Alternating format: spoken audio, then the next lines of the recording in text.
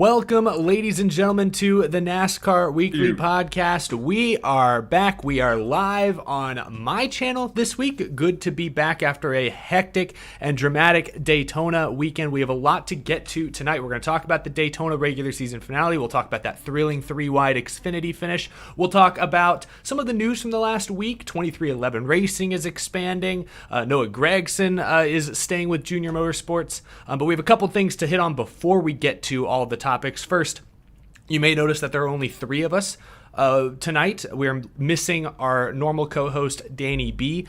Danny B won't be on the show tonight. He is taking care of some personal stuff behind the scenes that came up today. So wishing him the best, but hopefully Danny will be back with us next week for next week's show. Is it on his channel next week? I'm not even sure. It is. I believe it is. So hopefully he'll be back very soon, but we're going to hold down the fort here today. I also, really quick, because we got a bunch of super chats before we even started the show. GN, thanks for the super chat. I saw yours because I did get to meet him at the fan zone, as he says in his super chat. Eric, glad I met you Friday night in the fan zone despite the weather. Interesting conversation with that one person about where Matty D might go. Yeah, we were talking, and then this older guy came up to us and started talking. I thought for a second, GN, I thought maybe he was like your dad or something, and then I pretty quickly realized, no, he has no idea who this is either. I don't know who this old man is talking to us. Maybe he's watching as well, but yeah, he was spewing a lot of, I would say, nonsense about Matty D's future. But and then thank you, Jacob the Wizard. Hurry up, we were like 30 seconds late. Give us some slack. And Vote Kyle 3000 with a $50 super chat off the bat. Y'all have been incredibly generous the last few weeks with super chats on all of our channels, so we really do appreciate that. Just keep it classy when it comes to drivers' private lives, no matter how public it gets. And then one more from Jacob the Wizard, thank you. And Vote Kyle makes a good point there. I know many of y'all in the comments in the chat have been talking about Denny Hamlin. We're not going to talk about the Twitter rumors or things going on around Denny Hamlin right now. That's seems to be a private thing that nobody has any reliable information on. We're not going to sit here and speculate about drivers' personal lives on live YouTube television. So just want to get that out of the way early. YouTube television. Yeah, we're on YouTube TV now. We have an endorsement. Oh yeah, that's right. But thank you guys for the super chats. We will get to the rest of these super chats at the top of the hour. I've done enough talking here to begin this first intro, this preamble. Guys, the three of us were at Daytona with a lot of our best friends. It was fantastic. Where do we start this weekend? Ryan Blaney gets the win. But first, I want to start, Jarrett. I'll go with both of you. But first off, Jarrett, what was the atmosphere like Saturday night? Because that was my first Daytona summer race. Or really, that was my first Daytona race in years, and I thought it was electric. It was definitely up there. It was definitely a better atmosphere than last year with all the protocols and stuff in place. There was definitely a more normal feel to it, just being outside. There's a lot more stuff this time around. We got lucky enough to be at Daytona in 2020 before everything happened. And I won't say it was like as much as the 500 electric, but I will say that it was much better than the last two races at Daytona I've been at, where there were so many people walking around to different places that they had set up.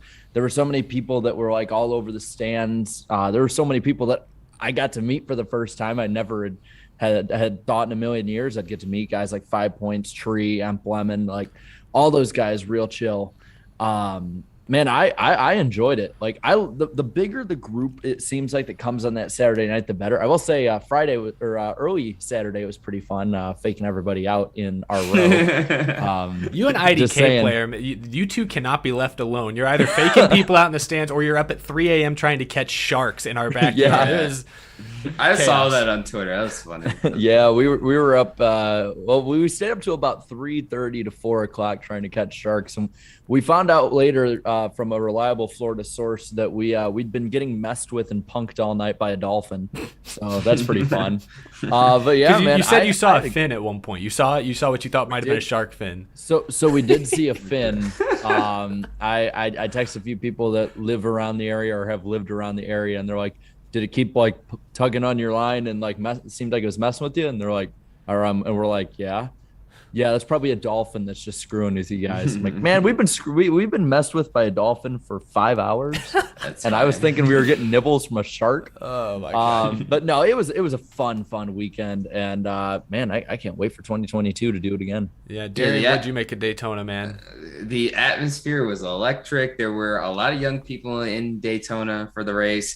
for Saturday. Well, yeah, for both races on the doubleheader Saturday. But on Friday, it was pretty cool up until, the rain delay, of course, and also getting to play NASCAR 21 Ignition for the very first time. Yeah, what'd you think of that? So, I saw you posted a whole video. I mean, like, I'm still 50-50 on the game. It has all the bells and whistles, it looks like, but how does it play? We still don't know yet. So I'm not going to say buy it, but I'm also not going to say, don't necessarily buy it yet. So just wait for more info to come out from content creators you trust and then make an informed decision on that game. But as far as the racing is concerned, I mean, Xfinity was awesome. I mean, we'll get into that a little bit later, but Xfinity was awesome. And then the Cup Series race, Ryan Blaney, all of that talk about him being overrated has quickly died down. And yes, you could say, okay, yes, he kind of did sort of luck into the Michigan win, I guess, and stuff like that. It's Daytona, but like, dude, like, you have to be in the right place at the right time. And he consistently runs up front. I mean, that's what happens when you consistently run up front. I'm sorry, you don't luck into 3 wins. You might luck into a win. You might luck into 2 wins. You do not luck into 3-4 wins in a season. Exactly. And this is in consecutive wins for the first time in his career. And that pretty much skyrocketed him to P2 out of nowhere, basically.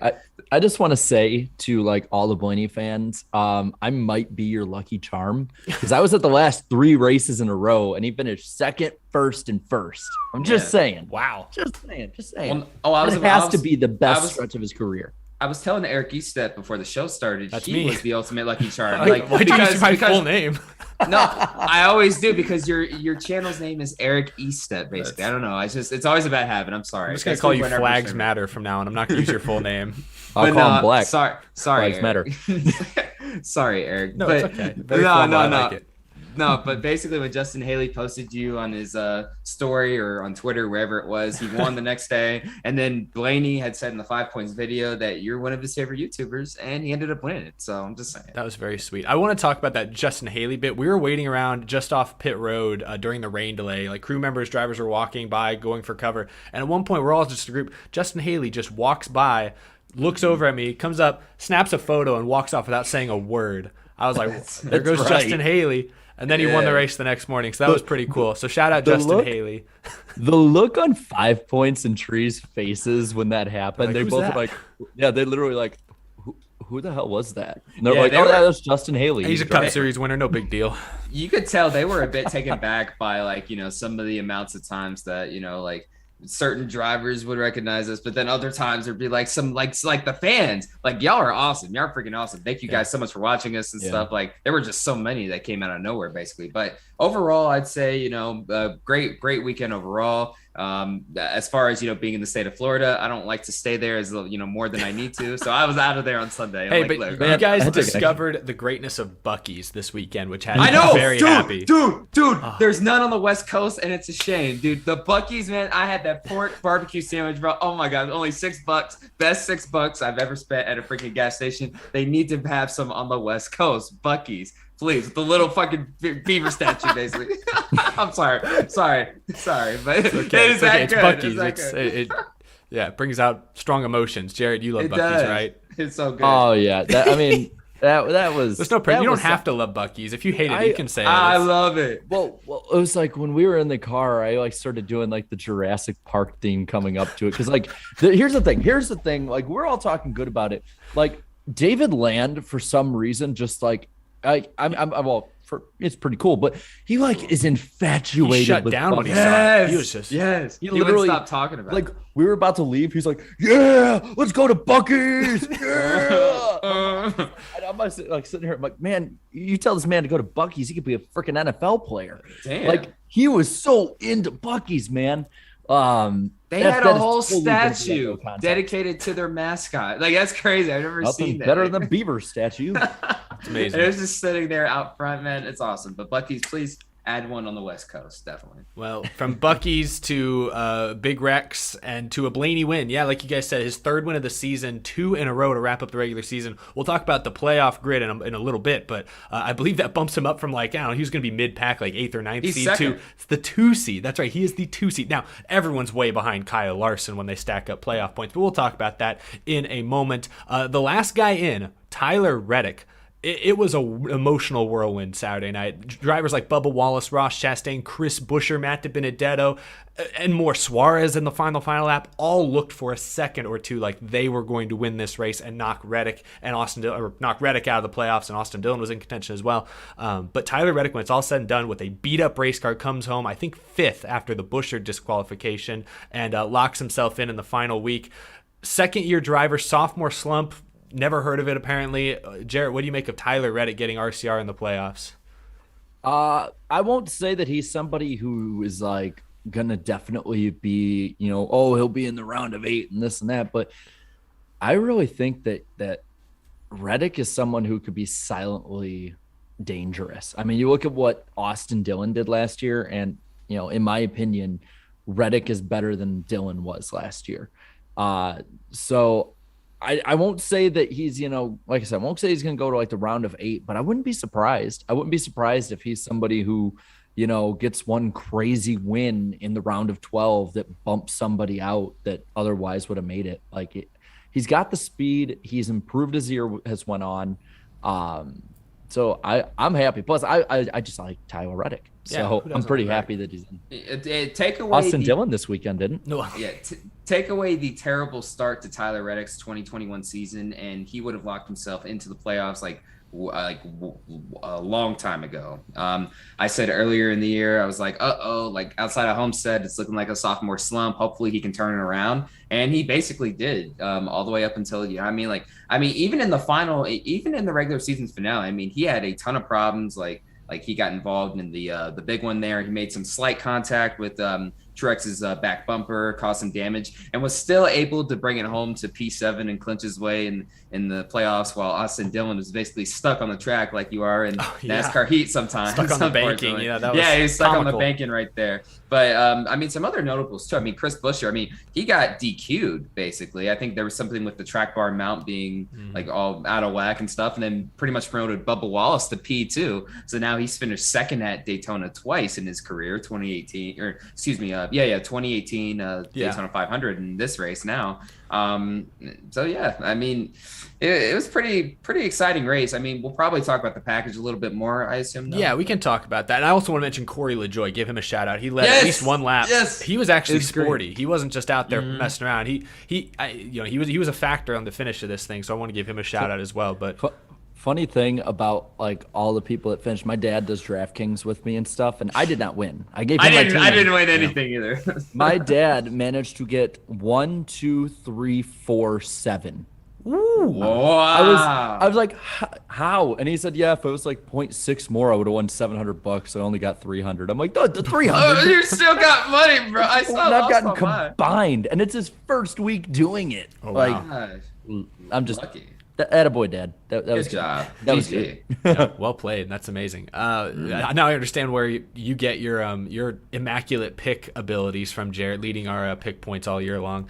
But no, let's talk about the package a little bit. But we can also talk about the racing more broadly, because this race, I thought the first 130, 140 laps were absolutely fantastic. The runs were still being created, maybe not quite as big, maybe not quite as fast of closing rates as earlier this year at the super speedways, but plenty of passing, not just within the pack, but for the lead as well. The only driver I saw somewhat able to defend was Joey Logano, but that's just because he's really good at the style of racing. He's been good at defending the lead at super speedway races, regardless of the package, for many, many years. But we saw close racing, we saw tight racing, but we didn't see any wrecks in the first 130, 140 laps. Nothing significant. It was when the Rick Ware cars kamikaze themselves. 3 of 4. Yeah, that was great. That was unfortunate. Great. But the only one ended up getting a top 10. Shout out to Josh Balicki. That's true. Good job, Josh Balicki. But Good after job. that wreck, then the final 20 laps, it was like the end of a basketball game where they're fouling a whole bunch. Everyone's waiting around for free throws.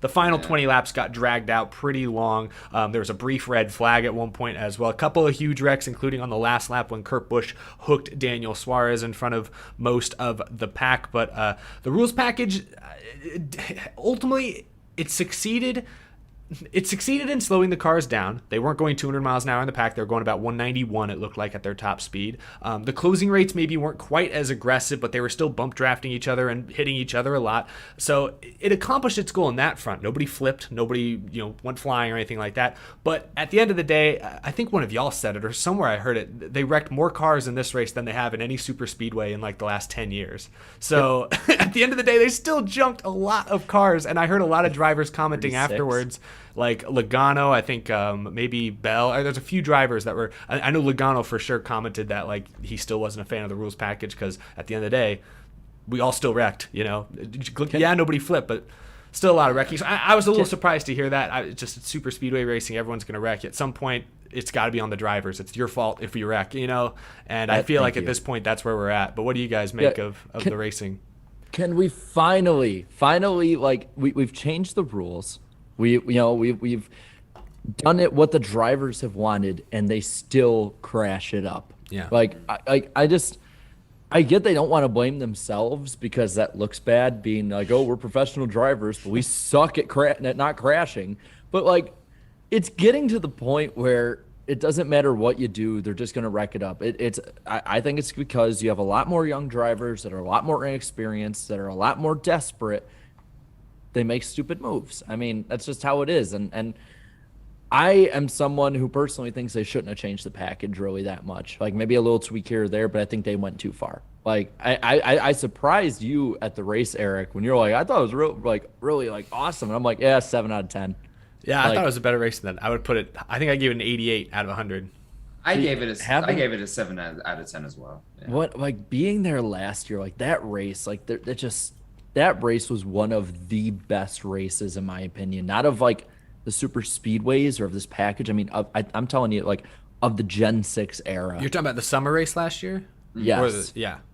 I thought that was I think that was one of the top 5 races I've ever watched when it comes to just the racing aspect. Spring Talladega last year was great as well too. This last super speedway, I'm with you. I was worried when they said they were going to change it, but maybe unlike you, I didn't think that the changes really hurt the product that much. I thought we still saw a really good product. Well, I thought it was good, but you don't think it was as good?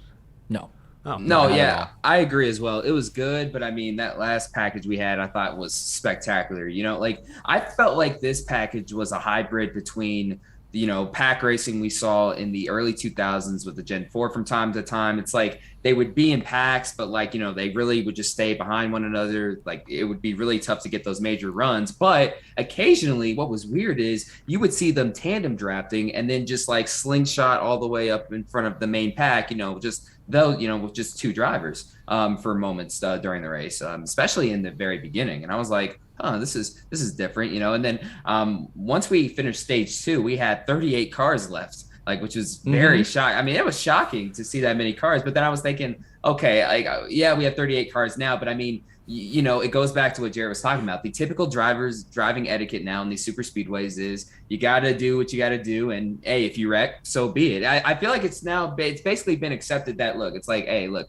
I'd rather try to win the race and wreck than, not try at all. And I don't know. It just seems like every time, no matter what the package is, it's like we always end up with a bunch of cars torn up in the end, no matter what. And yet it's still better than the F1 race. Well, yeah. There was an F1 race this weekend. No, it was a farce, basically. A race, you could say. Shout out to the Mickey Podium winners. Well, there's 2. I hope I didn't lose my train of thought. There's 2 things you kind of said, or 2 factors to what you're talking about, Darian. The lack of racing etiquette, and I think first and foremost, firstly, I'll give it this: NASCAR's changing the playoff format to the point where it's win and you're in, win at all costs. That's what gets you in the playoffs. Mm-hmm. That naturally is going to up the aggression at tracks like Daytona and Talladega where everyone feels like they have a shot. But secondly, I will say this, it doesn't matter if this is the regular season race or if this is, in the middle of the summer like it was before.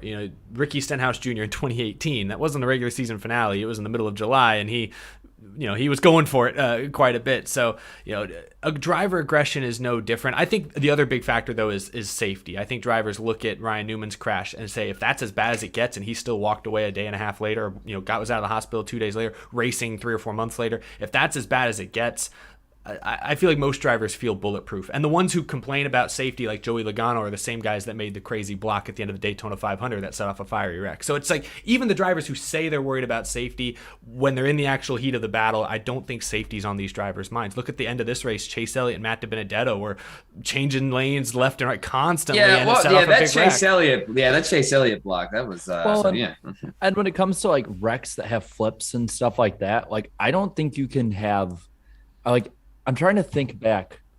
Has there been a year of the Gen 6 era that we like? I think maybe 2016 might be the only one that we haven't had a flip at least one of the super speedway races. I think 2016. I think that might have been the one where I think that might have been the only one. Yeah, maybe.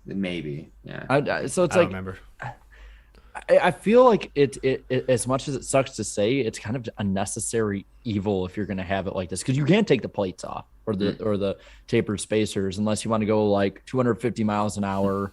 You know, like I think it was Rusty Wallace, I think that tested without one back in like 2012, and he went like 235 or like 240 around Talladega. It was something crazy. Yeah. And I would say that's probably more dangerous than having them in a big pack the way they are. So the way I figure it is, I personally thought, and I know that I'm not in the majority on this one, I personally thought the last package was the best we ever had.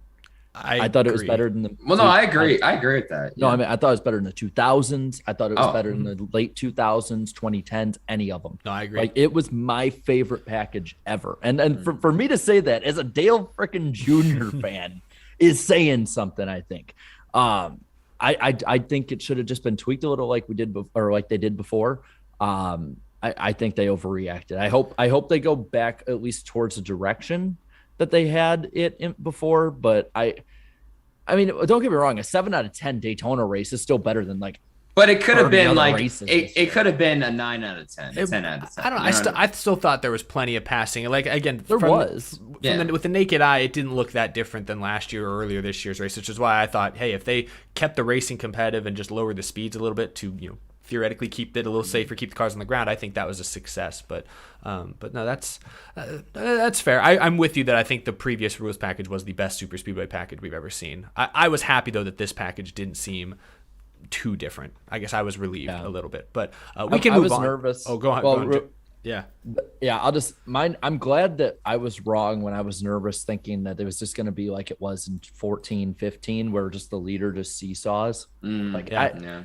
If outside of my driver doing well with that, like I absolutely hated when that happened, just because you'd see the driver in second get a run, and then it's like nope. It's seesaw back and forth. Yeah, so I'm glad we saw no seesaw.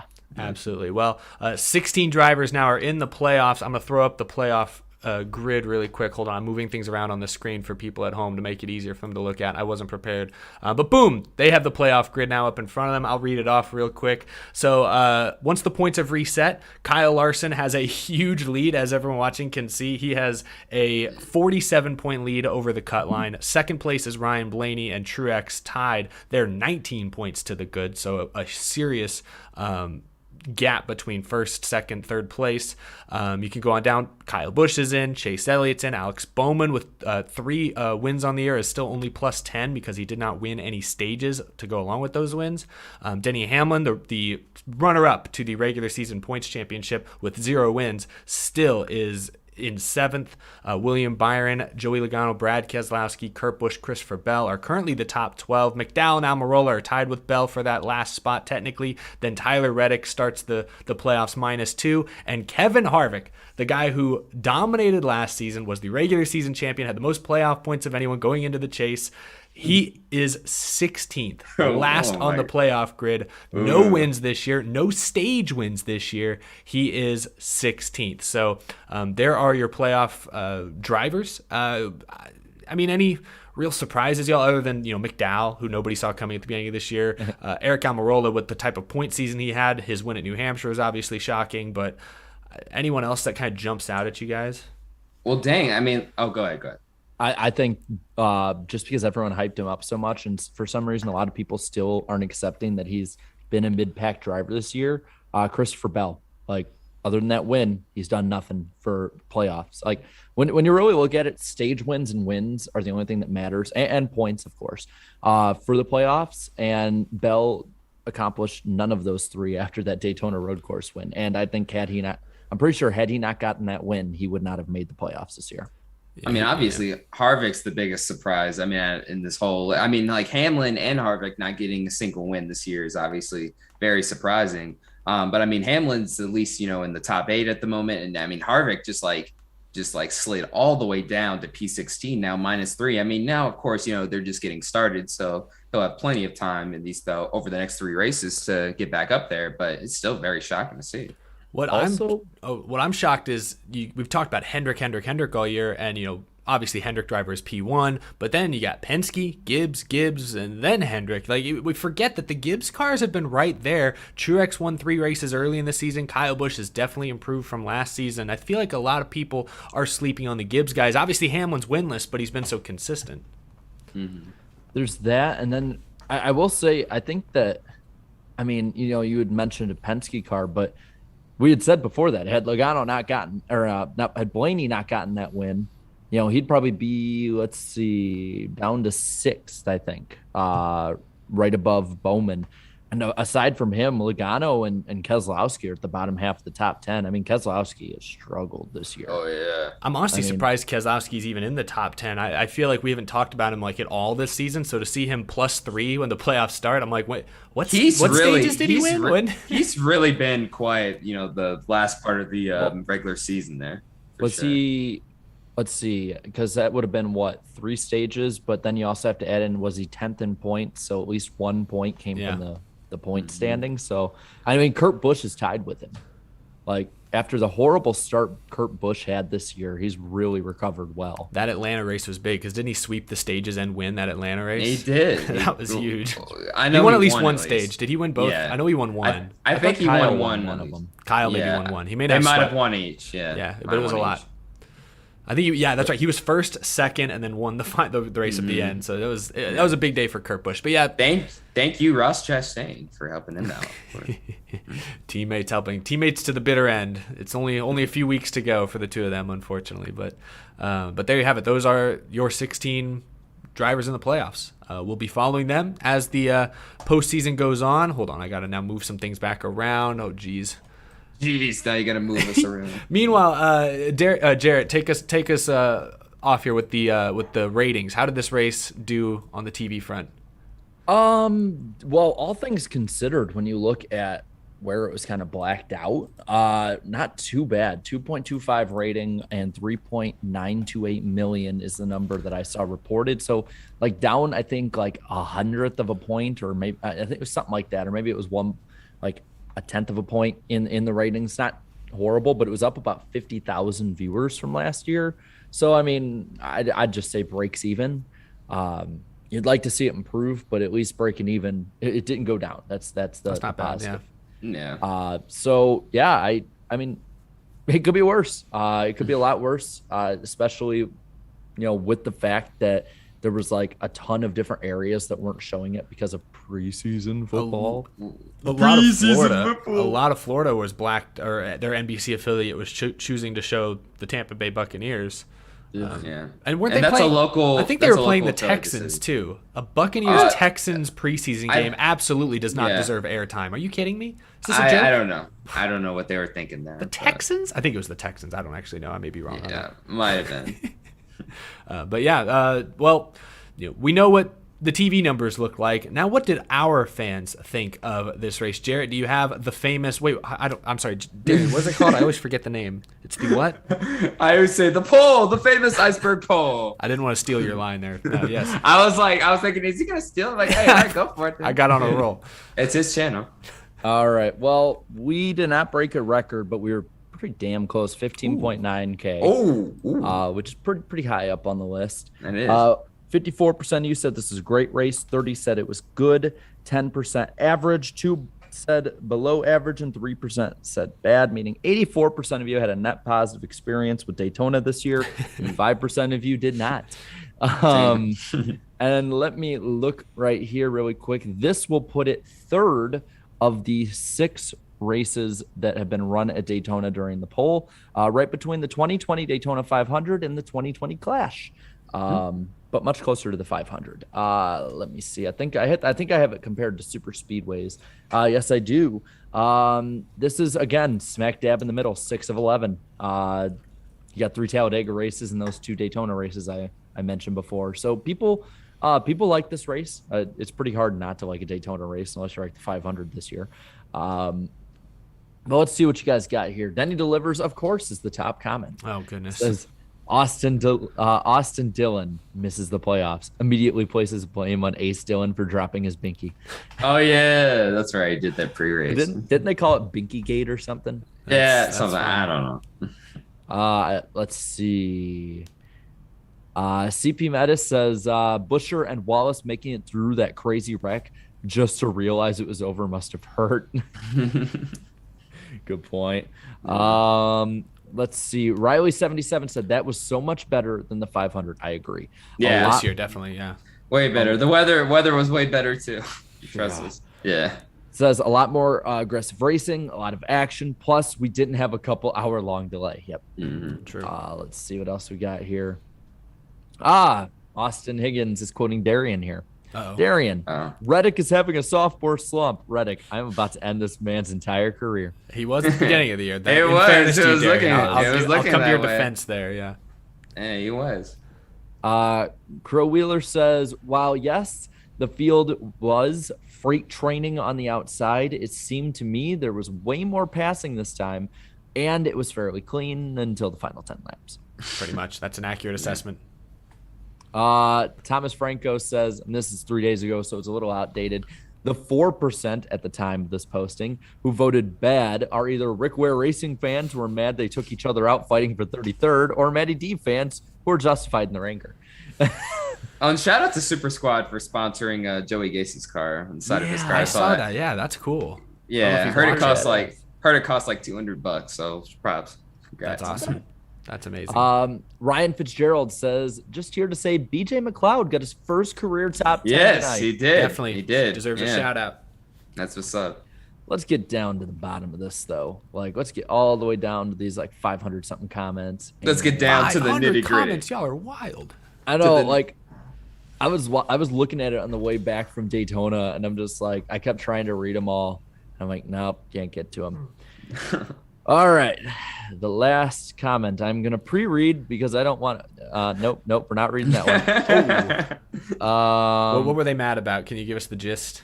Yeah. Chase Elliott's driving. Oh, they weren't happy. I mean, with that. well, I can say bleep and it should take most of the inappropriateness out. Would that be Yeah, okay? Spoiler fine. alert, it sounds negative. That's fine. Yeah, I'll just go with negative already, basically. Okay, you're both okay. From Joe King. Get rid of green-white checkers. It's dumb. Stop green-white checkers, and guys will stop acting stupid. Run the schedule distance and be done with it. It was a good race till Chase Elliott drove like a beep face and took out half the field. Yeah, I don't see how. I'll be real. Like, I get you're running for the win, but I don't see how you defend Chase. I don't see how you say that, like, Matty D was at fault there or Hamlin. Like, that was totally. Chase Elliott was like, yeah. I think it was mostly on Elliott. I think DiBenedetto was about to hook himself. I don't know who was behind DiBenedetto, but he made a move that almost got himself hooked on Hamlin. So he was moving around a lot too. But I think it started with Elliott. I lost my train of thought. I'm sorry. Choo choo. That's happened a lot tonight. Now I don't remember what I was going to say. I was going to say something about the incident, but I do not remember what it was. So ignore me and move on. I'm sorry. Well, I can at least add the Chase Elliott fans in front of us did not like us at all. So it also was because IDK player and I decided to troll them all night. Oh yeah, I had even said to them like, hey, Kyle Busch is the closest thing to Dale Earnhardt, and they were just livid. They just got it from left. They literally turned around and told Darian, "Don't worry, one day someone will love you." Oh wow! They did, yeah. To which IDK player and I said, "All right, gloves are off. It's gonna be a fun night." I didn't realize there was some hostility. I sat a few seats down from y'all, but so I didn't hear this. I'll just say it like this: IDK and I, like, every time Elliott would get the lead taken away from him, we'd cheer for whoever it was just to mess with them. And it got to the point that after stage 2, they got up and went to like an entirely other section because they were so sick of us. I wasn't doing that. I just messed with them pre-race. That's all I did. Oh, Well, no, because they kept going after IDK too, and it was just like, all right. Well, we're gonna go back and forth. There we go. I do remember what I was gonna say about the Chase Elliott incident. I thought his post-race comments were interesting, where he said it was about 3 laps to go when he made that block, and he made the comment where he's like, "If I don't make that block, I don't win." And I'm like, in my head, I reacted to that and I said, has he not learned anything from Denny Hamlin the last couple of years? Because there's been a couple of instances where Hamlin has not made the block. Even on the last lap, he's not made the block, and he's ultimately gotten the push to the win. Last year's Daytona 500 is a perfect example of that. I think with 3 laps to go, making an aggressive block like that, it certainly was not necessary. I can understand the heat of the battle. You think you got to be aggressive, but to say that he was definitely going to lose the race with the amount of passing, the amount of runs people were still getting all night long, no. If he just holds his line or stays to the bottom and gives Dibby the outside, Elliott still has a really solid shot at coming back. It's roulette. Yeah. It was basically a rotating, revolving door, and it really, once it hit lap 200 or whatever they got to with the green on checkers, it was really just kind of random at that point who was going to be out front at the right time. So I did think that comment was interesting. I was surprised because I thought, I don't know, I just feel like we've seen examples where, hey, don't make the aggressive block. It doesn't usually work. Logano made that obvious this past February. You know, I just, that was surprising to me. But coming from Chase Elliott, who I don't think of as a super aggressive driver. Let me see who was it, because I completely agree with them in the chat here. It was Barry Boy Blast says, no, hold on. I can't see who it was because it's moving fast enough. But someone said that, yeah, Denny won the 500 without blocking. Yeah, that's like, what I was saying. Yeah. He was blocked. Yeah, I mean, like he was like, well, and then you look at Talladega too. Like Matty D made the block, and look what happened to him. Yeah, just saying. Just saying. And also looking at the chat, shout out Danny B making an appearance in the chat. Glad you're doing well, man. Excited to see you back Danny. In the next episode. But I think we've milked this Cup race for all it's worth. Let's talk Xfinity for just a moment. The race that was split into 2 different days, 15 laps or so Friday night. The rest of the race was run Saturday afternoon. Let's talk about that finish. The Colleague Racing drivers have done it again. They are unstoppable, it seems, at these super speedways.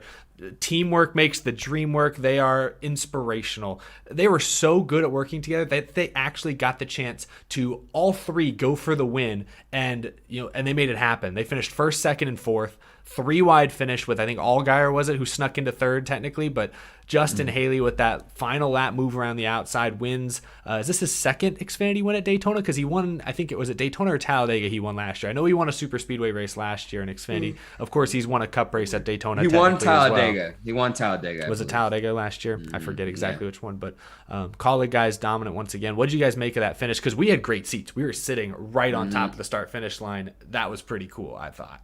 It was an awesome race. I mean, and also the finish surprised the hell out of me because, I mean, usually you expect these super speedway races to end in some type of last lap crash in this era now. But no, they were 3 by 3 by 3 amongst everybody. And they brought it home, each car in one piece towards the end there. So it was really exciting. And Colleague Racing, I mean, they're the DEI team basically, or they might have even they're eclipsing DEI levels of dominance here on the super speedways. I mean, how many years did DEI dominate? I mean, the super speedways, from what, 2001? Yeah. And Colleague is what? This is going on what, second or third year that they've had this type of level of domination here. So it's getting up there. Yeah, it's up there for sure. The chat's reminding us that Haley won 3 super speedways races last year. I knew Colleague won a bunch. I didn't forget it was Haley. He did. Oh my gosh. Jeez, he did win more. Yeah, sorry guys. Yeah. Well, that finish is summed up by NASCAR 21 total team control. Geez, it was like when you play total team control, and it's okay, I'm gonna drive this guy to the front. Okay, I'm gonna swap to this guy and drive him to second. Okay, this guy's third, and then let's just battle amongst ourselves. It literally was. They blocked the track. They blocked the entire track. And it was a really close finish. I think I have it put down on here. It was 0.023 seconds, which is 21 or 23 hundredths of a second margin of victory. So it was a nice finish to watch in person. But the race itself was really fun. I liked watching. I liked watching the guys in the middle of the pack figure out how to get to the front. I also liked how Ryan during the rain delay told we're hey, what's strategy, man? He goes, just vibe in the back. with all the other teams. Just vibe. I think after the race, he put in our chat. He's like, "Yeah, I vibed a little too hard." Yeah, because It felt they like didn't there- actually wreck. Yeah, there were a lot of drivers I thought that were kind of lingering in the back, waiting for the wreck that never came. Some guys on the playoff cut line. I know Michael Annett had damage. I think Jeremy Clements, who's 11th in the points, and even Herbst, I think, was back there as well, who's 12th. They were all kind of vibing maybe a little too hard and didn't get as many spots as they were hoping for. I think in the end it worked for Herbst. I mean, you gotta look at the strategy that'll help him stay in the playoff battle, and he really gained on that. So yeah, if we look at the good on him. playoff cut line real quick, it's really between Herbst and Michael Annett right now. Herbst is plus 68. Michael Annett raced this weekend, credit to him, but I do not believe he gained. I think he continued to lose a few points to Riley Herbst. He was caught up in one of the big wrecks. There were really only two notable wrecks. There was the one where, was it Cindric that got hooked into the wall by Snyder? Who was it that got hooked? No, yeah, Snyder hooked Cindric. I think it was Cindric. And then there was another decent wreck, I thought, a little bit later on. I don't remember now for sure. But Michael, after we faked you out. I don't remember. Wasn't that because I think the Cindric wreck was the one y'all faked everyone out? Or no, I think that was a different one. There was one on the back stretch. They were training, and then all of a sudden they wrecked all of a sudden. Yeah, that was good. it. Darren goes, Joe, oh my gosh. Oh my God, trouble. Like, oh my goodness. It was funny. Well, Xfinity race was fun. I think it was great. I enjoyed the doubleheader. It was a shame it got rained out. We'd rather have seen him race Friday night. Well, I mean, it was good in hindsight because Jed had food poisoning because he tried a burger at a freaking oyster place, and that's why he got food poisoning. But luckily, he was well enough to watch both races in the same day. Luckily, there's at least one major motorsport that's willing to postpone their race to the next day and give the fans a show. Dude, that's just crazy to me. F1, the pinnacle of racing, and you can't postpone the race. I wasn't to the trying to next name day. anybody. I wasn't trying to.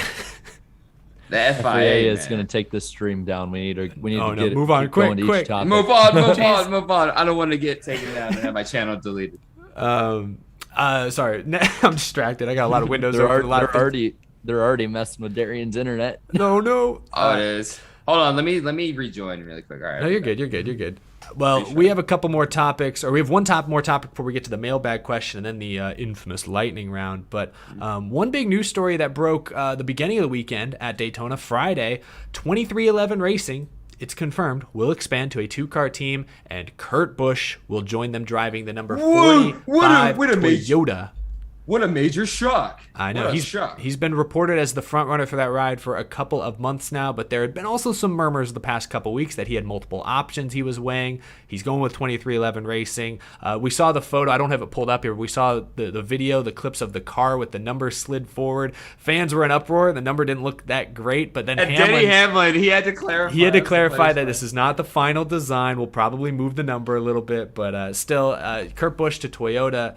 Darian, how big of a win is this for 2311 to get a championship caliber veteran driver on their team? It's a massive W, and it was pretty good. It coincided with Bubba Wallace's second place finish over the weekend. So overall, pretty good PR weekend for 2311 Racing as a whole.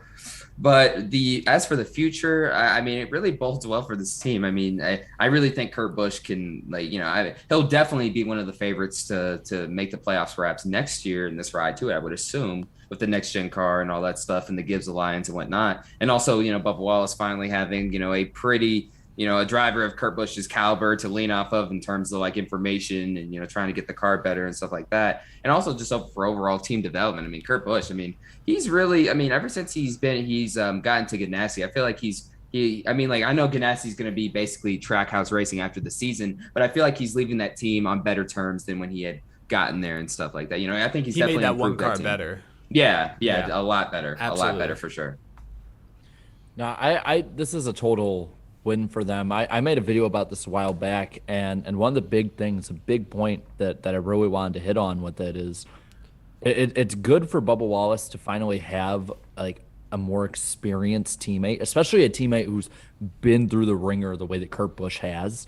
I think it'll be really good for him both on the racetrack, learning from Kurt Busch, but at the same time also I think it will also be good for him off the racetrack learning, because obviously not the same thing, but Kurt Busch has been through a lot of adversity. Let's be real. That's true. No, he's had to rebuild his image arguably more than once, and he's gotten back to where he is today. So no, I think what I said is 23XI Racing coming into this year, they had the funding, they had a decent driver in Bubba Wallace, they had they had everything they needed, but the one thing they were lacking, the big thing they were lacking, was experience. A lot of the guys on that team are from Levine Family Racing, a team that has no experience winning. Even Bubba Wallace and Mike Wheeler don't have a ton of experience winning at the top level of NASCAR, but now you bring in Kurt Busch, who has a ton of experience winning championships. I think that by itself is huge. A couple other quick details to add in as well. They said this is a multi-year deal for Kurt Busch. We know by recent standards, multi-year deal can really mean anything. I think everyone's on one-year contracts. It feels like contracts do not can be broken, it seems, or can be edited after the fact. But also, they did not announce that they had secured a charter yet for the 45 car. But now there have been a ton of reports the last few days that they are finalizing a deal, perhaps to buy one or both of Front Row Motorsports charters. There's the possibility that they're going to almost merge with Front Row Motorsports, take both of their charters, maybe lease one to another team, maybe Front Row is going to lease one. Who knows? But either way, that looks like the place 23XI is looking to get their second charter. What do you guys think if Front Row goes away? Let's say, for example, I don't know if this is what's going to happen, but say Front Row basically folds and 23XI becomes a two-car team. They lease that charter out to who knows who, call, expire. I have no idea. What do you guys make of that? Do you think that's likely? Do you think that's good for the sport? I don't know how likely it is, just because there's been a million different, there's been so many rumors thrown around about Front Row. I don't know what to make of it. Some are I the big one Bob Pockrass talked about a little bit was the 45 will have one of them, and then Front Row will lease the other, meaning Front Row wouldn't have a cup ride, and then maybe they'd be in trucks. Others are saying they'll be bought up completely. I think I have a better grasp of the answer to the second question. Is it good for the sport? And I don't think so, because Front Row is a team that's finally seeming to year over year climb the ladder more, and now it just sort of gets cut off. I don't like that, especially for an unproven commodity like 23XI. It as much as I like Kurt Busch going there, it's not a done deal that he's going to perform next year. I think that the way that McDowell and that team have built up over time, he could be next year easily a top 20 driver again, a top 16 driver. I like having more competitive cars, and I don't know if this helps the field keep more of them long term, I guess. Yeah, because I'm with you. Front Row seems like a team that's maybe kind of sort of on the rise. I think with the next gen car, they have the ability to really contend at more races. And McDowell this year, he finished the regular season, I think 19th, maybe 20th in points. That's a great year for Michael McDowell. Of course, besides just even the Daytona 500 win. Go ahead, Darian. Well, that's another thing too. I guess on the flip side of it too is it wouldn't surprise me either if they sold it, because how long has this team been around for? Since 2007, 2008, I think, right? Around a couple years earlier than that, maybe. But you talk about, yes, they made progress and stuff like that. Finally, it looks good and stuff. But they just won the Daytona 500 this year. I don't know about you. Maybe it wouldn't surprise me if ownership's hey, I accomplished what I wanted to accomplish. Let's move on, perhaps. You know what I mean? But it would still suck though, because they did make a lot of progress too. And I remember them, their performances in 2010, 2011, and oh my goodness, I remember those fast food cars and stuff Taco Bell. The Taco Bell, Long John Silver's and stuff. So they have a pretty cool history. Homers. I remember homers, and then in the starting to get into the mid 2010s in the Gen 6 era, they became top 25 kind of team. And this is before even competitive teams started to kind of fall away a little more. Yeah. They were still top 25. And then the last few years, they were even last year, they were a borderline top 20 team. Nemechek, a rookie, had some top 10s in that car. Yeah. McDowell was up there around 21st to 23rd in points most of the year. And now this year, he's kind of fallen back to the mean as the season's gone on, but he's been a top 20 car all year. There's been races early in the year and throughout the year where he's run up front. And now you add to the fact that you have a car that kind of I would say that the next gen car, especially with road courses, would fit his driving style more. I don't think that'd be a good move. I hope that 34 team stays around. Yeah, I hope they stay there around for the sport's sake as well. Just more competitive teams is a lot better for the sport. I hope we keep the 34. I'm excited that Colleague's coming into the Cup Series with 2 full-time cars that are probably both can be competitive, but yeah, I would be disappointed if Front Row goes away completely. I love that 2311 is expanding because I think they have the potential to be championship caliber rides before too long. But it's not like there's, I don't know if we're going to talk about it later at all, but there's reports that now Starcom is selling their charter just as I see Derek Cope leave a super chat. But yeah, apparently selling them to Aspire. Well, that's what I was going to say. Right. That's one I'm not going to lose too much sleep over. Starcom's a team that's kind of gave up when they hired Quinn Half. Look, I'm going to be honest with you. Outside of WinVal, I would not really care about this team that much. I'm just being completely honest. But Spire at least is a team that's talking a good game, and we saw the piece they gave LaJoy this week, and I think they have the potential to be good in a few years. So that's one I don't mind. That's a trade-off I'm okay with. Don't they have a Hendrick connection? Yeah, I think exactly. Yeah, a loose Hendrick connection. But so it's not this. That's why my point is a team like Starcom. No disrespect, but they're not going anywhere. They're floundering. If they go away, I'm not going to be that upset. But a team like Front Row, who just won the Daytona 500, I feel like this next gen car could be an opportunity for them. So I'd hate to see them go away completely. I hope the 34 stays. But it sounds like even McDowell doesn't know. It sounds like it's all very unclear. And also, you have to remember their other drivers too. I mean, Anthony Alfredo's been there. I'm hoping he lands Xfinity or trucks or something. I hope he does too. Yeah, hopefully he lands a competitive ride there. Just to kind of stay a little on topic with the Spire deal. So they sold theirs to Colleague? Yeah. Mm-hmm. So they sold it to Colleague for probably a pretty good asking price. Mm-hmm. And then they probably bought the Starcom one at less. I think they probably got a profit out of that. Maybe. But but also maybe they didn't, because I feel like Starcom has to have had more than just Spire knocking on their door. You got to imagine Hamlin called or Jordan, someone called. But you're right. But they've been on the front row. There's been rumors about front row for months, so they've kind of been on that one for a while. That's possible, but it is interesting that they had 3 charters at the beginning of the summer. They sold 2 of them. We're like, nope, we're just single car. We're gonna focus on the Joy, the 7 car, and now, oh no, we're gonna buy another one. I know they keep freaking changing. It's wild. They're all over the place. But that has not been confirmed. That seems likely, but I hope for the sport's sake that we don't lose front row. Please. No, I hope the 34 sticks around, and I think McDowell, who's proven to be a great super speedway racer, and we know is a very good road course racer, with this new car, with the schedule likely going to look similar to this year, next year, I think McDowell, great shot. He steals a win and makes the playoffs. I think they'd be foolish to. I think McDowell honestly should get a ride somewhere. Maybe not a great ride, but I think he should get a mid-pack ride. No, he should. His caliber of talent, he should definitely be in the Cup Series. So yeah, I think we're in an era where there's going to become like drivers are going to be more specialized. I think road course ringers are going to make a comeback. That's why I'm a little shocked that they're not putting Allmendinger in a full-time Cup ride next year, because if they had this year, he'd be in the playoffs. I mean, that's all I'm saying. So I feel like guys like McDowell could fit that bill as well in the near future. Maybe a Kaz Grala before long. I think we're going to see more specialists get full-time rides, because you just need one win, and that's all to make the playoffs. That's all you need. So anyway, moving on from that, we have one more thing before we get to the lightning round, and it is a fan favorite. It is the mailbag question. This week's question comes from Gavin. Jarrett, what's the email again? I know you're putting it in the chat, but where can people send their questions? weeklypodcastguest@gmail.com, all one word, all lowercase. Do not ask to be on. You will not be on if you ask to be on. Mm-hmm. You will get blocked. The question will be on, at least, perhaps, if you ask a question. Ask a question. Ask, I implore you, ask any question that's outside the box. Those are always the really fun ones. Mm-hmm.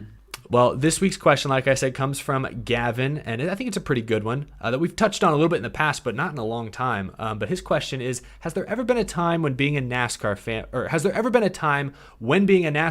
has caused you trouble? When I was younger, I always tried to keep the fact that I was a NASCAR fan a secret because of all the negative stereotypes. Again, that comes from Gavin. So I can I'm from Las Vegas. Basically, I'm out here on the West Coast. I'm so far removed from all the, where racing's really considered, big and all that stuff. And basically that type of world.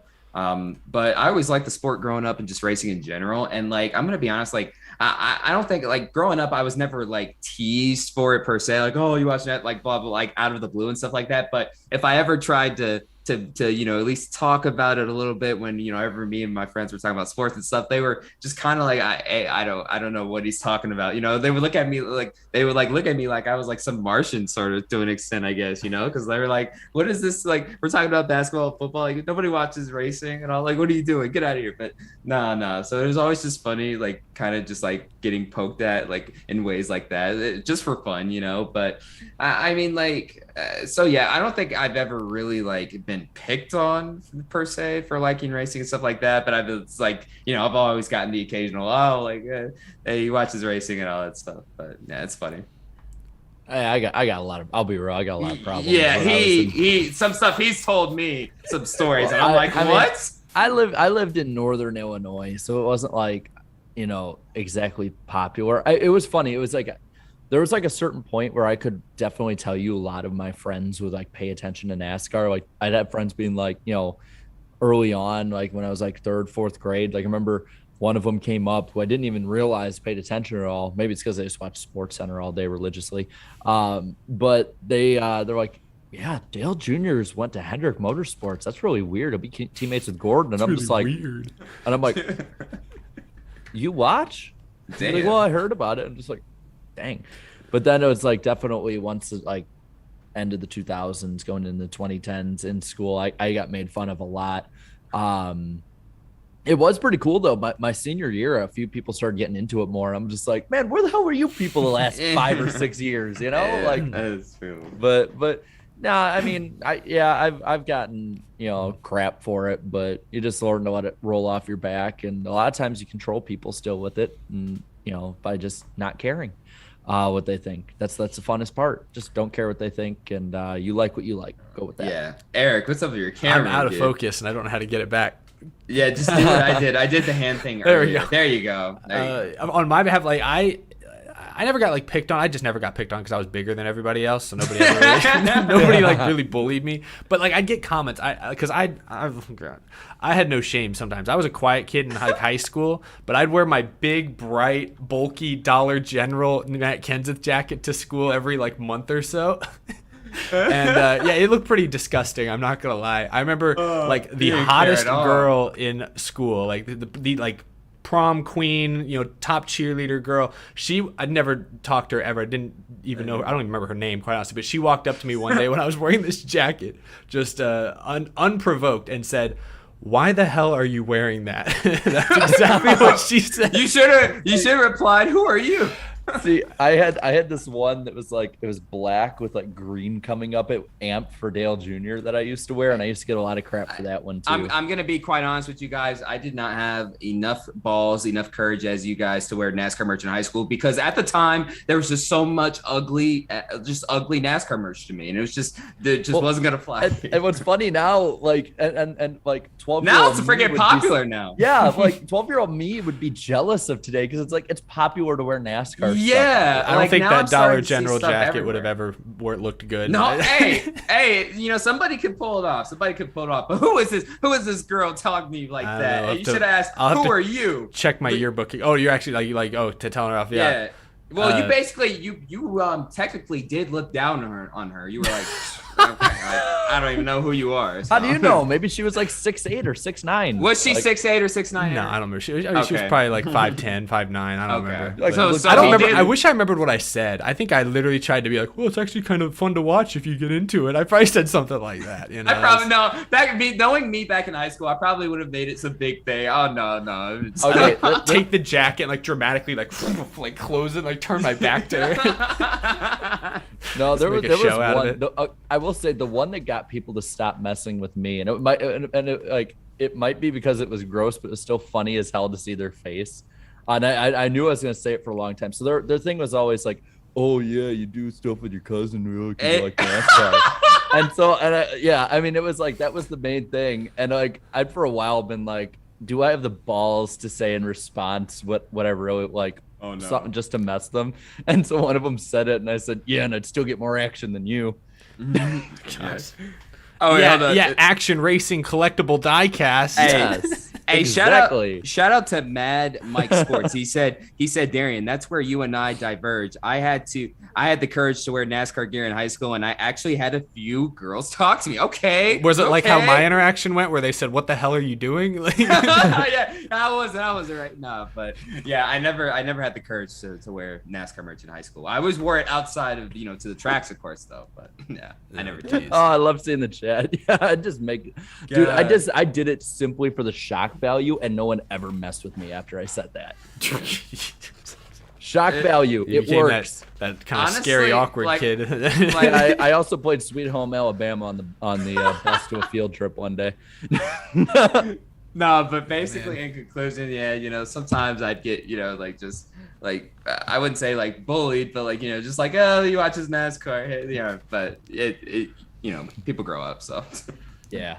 It's still funny as hell. Yeah, it's funny. It's funny to look back on that stuff now, though. And now look at us. Yay, we're YouTubers now. Yeah, we stepped up, I think. Yeah, stepped up a little bit. Yeah, or stepped down, depending on how you look at it. Yeah. Glad high school is over. I don't know about you guys, but anyway. I want to say whoever said that, high school are the best years of your life, that dude was a freaking loser, ladies and gentlemen. I'm just letting you know right now. What if it was a dude? Let's be equal here. It could have been anyone that said that. It could have been anybody. Like, oh my God, high school was the best 4 years of my life. Yeah, I don't know who said that. Whoever said that didn't live an awesome life. I like that Spencer in the chat. By the way, weekly podcast guest at gmail.com. Yeah, keep these questions coming. They're so good. I like they get better. They get better every week. Starts off an interesting conversation. Well, before we get to the lightning round, we do have to thank our first sponsor tonight. Darian, go for it, man. I got the sponsor already here. Look at this. Look at this stuff. Hold up. Am I supposed to read it? Yes, you're supposed to read it, Darian. Am I the only one who looks at the itinerary? Bro, I write it. All right, this week's episode, I got you, Darian. This week's episode is sponsored by Lionel Racing, proud supporters of the NASCAR Weekly Podcast. I'm repping some of the NASCAR Authentics, the latest wave that I found at a Walmart in Alabama on my drive home. I was very, very happy to find this stuff. Sweet home Alabama. Lionel Racing, the official diecast of NASCAR. You can order your favorite driver's 2021 diecast right now at lionelracing.com or at an authorized Lionel dealer. They have a very exciting announcement coming up very soon in regards to this show, the podcast network, so keep an eye out. Lionel Racing is stepping up, doing some pretty big things, but also, like I was showing you guys a second ago, even though my camera's really bright, be sure to check out the latest NASCAR Authentics waves at a local Walmart near you. Yeah, I've got the 164 scales out. I'm making Danny B jealous with the Bowman purple. Ooh, that looks nice. Yeah, that looks nice. But what do you got there, Jarrett? That's a throwback. Yes, Danica Patrick, I believe 2010, old Gen 4 Impala. I'm sorry, I don't care what you think about Danica Patrick. This car always looked awesome. It's nice. And what I never noticed about it, because I never in my life until like the last 2 or 3 years was ever close enough to a stock car on the track to actually see what it looked like up close, is that there's like these little like divot patterns on it. Like, I don't know, like you can kind of see it's kind of not completely black. There's kind of white almost to it, or like it's light on it. Interesting. Like it's hard to see. Yeah. Focusing. Focusing.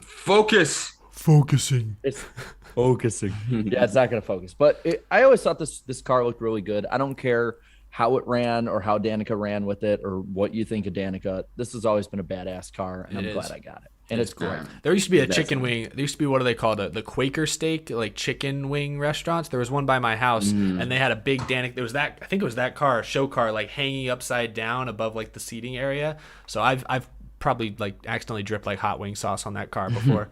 So whoops. But anyway, sorry about the ad read, Derek. I got the ending, I promise you. Sorry about that. I was scrolled down too far. But anyways, my diecast, I think I've shown this one before this year. Dude, I only have so many diecasts, so I'm like running low now.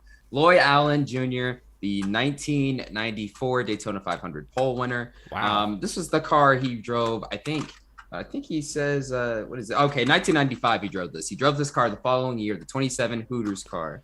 And they sponsored him after the unfortunate passing of Alan Kowicki. But yeah, it's this random diecast I've always had. One of my like one of my mom's friends' co-workers had this, and I'm like, dang, your friend must be really old to have this or something like that. Because she gave me this like years ago. I'm Must just be saying. so old. Yeah, it must be super old because it's like it's the most obscure diecast I currently have at the moment. Yeah, but also the Jeffrey Earnhardt 2016 Go Fast Cup Series cars also. That's also pretty random. Where do you get these? I don't know. I just have random ones. So old. They're a generation from Jesus and two from dirt.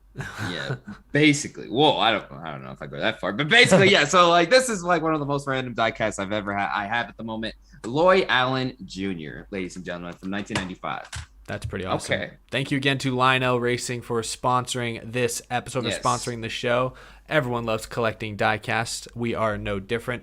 Now it is time for the famous.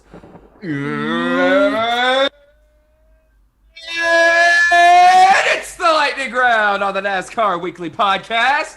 Did my mic cut out, guys? A little bit, yeah. And it looked like it looked like you took cover from the lightning. That it was actually pretty well timed. Quite honestly, that was good. I was taking cover, but anyways, what do we have on tap for tonight, Jared? All right. Well, 2311 has bought 15 acres of land in Huntersville, North Carolina for $3.7 million for a potential new headquarters, according to Adam Stern. By the way, Darian, you sound really, really light compared to before. Good job breaking that mic. Oh, no. NASCAR has confirmed that numbers will move forward next year, though, as Denny Hamlin has said, it's not official how far they have.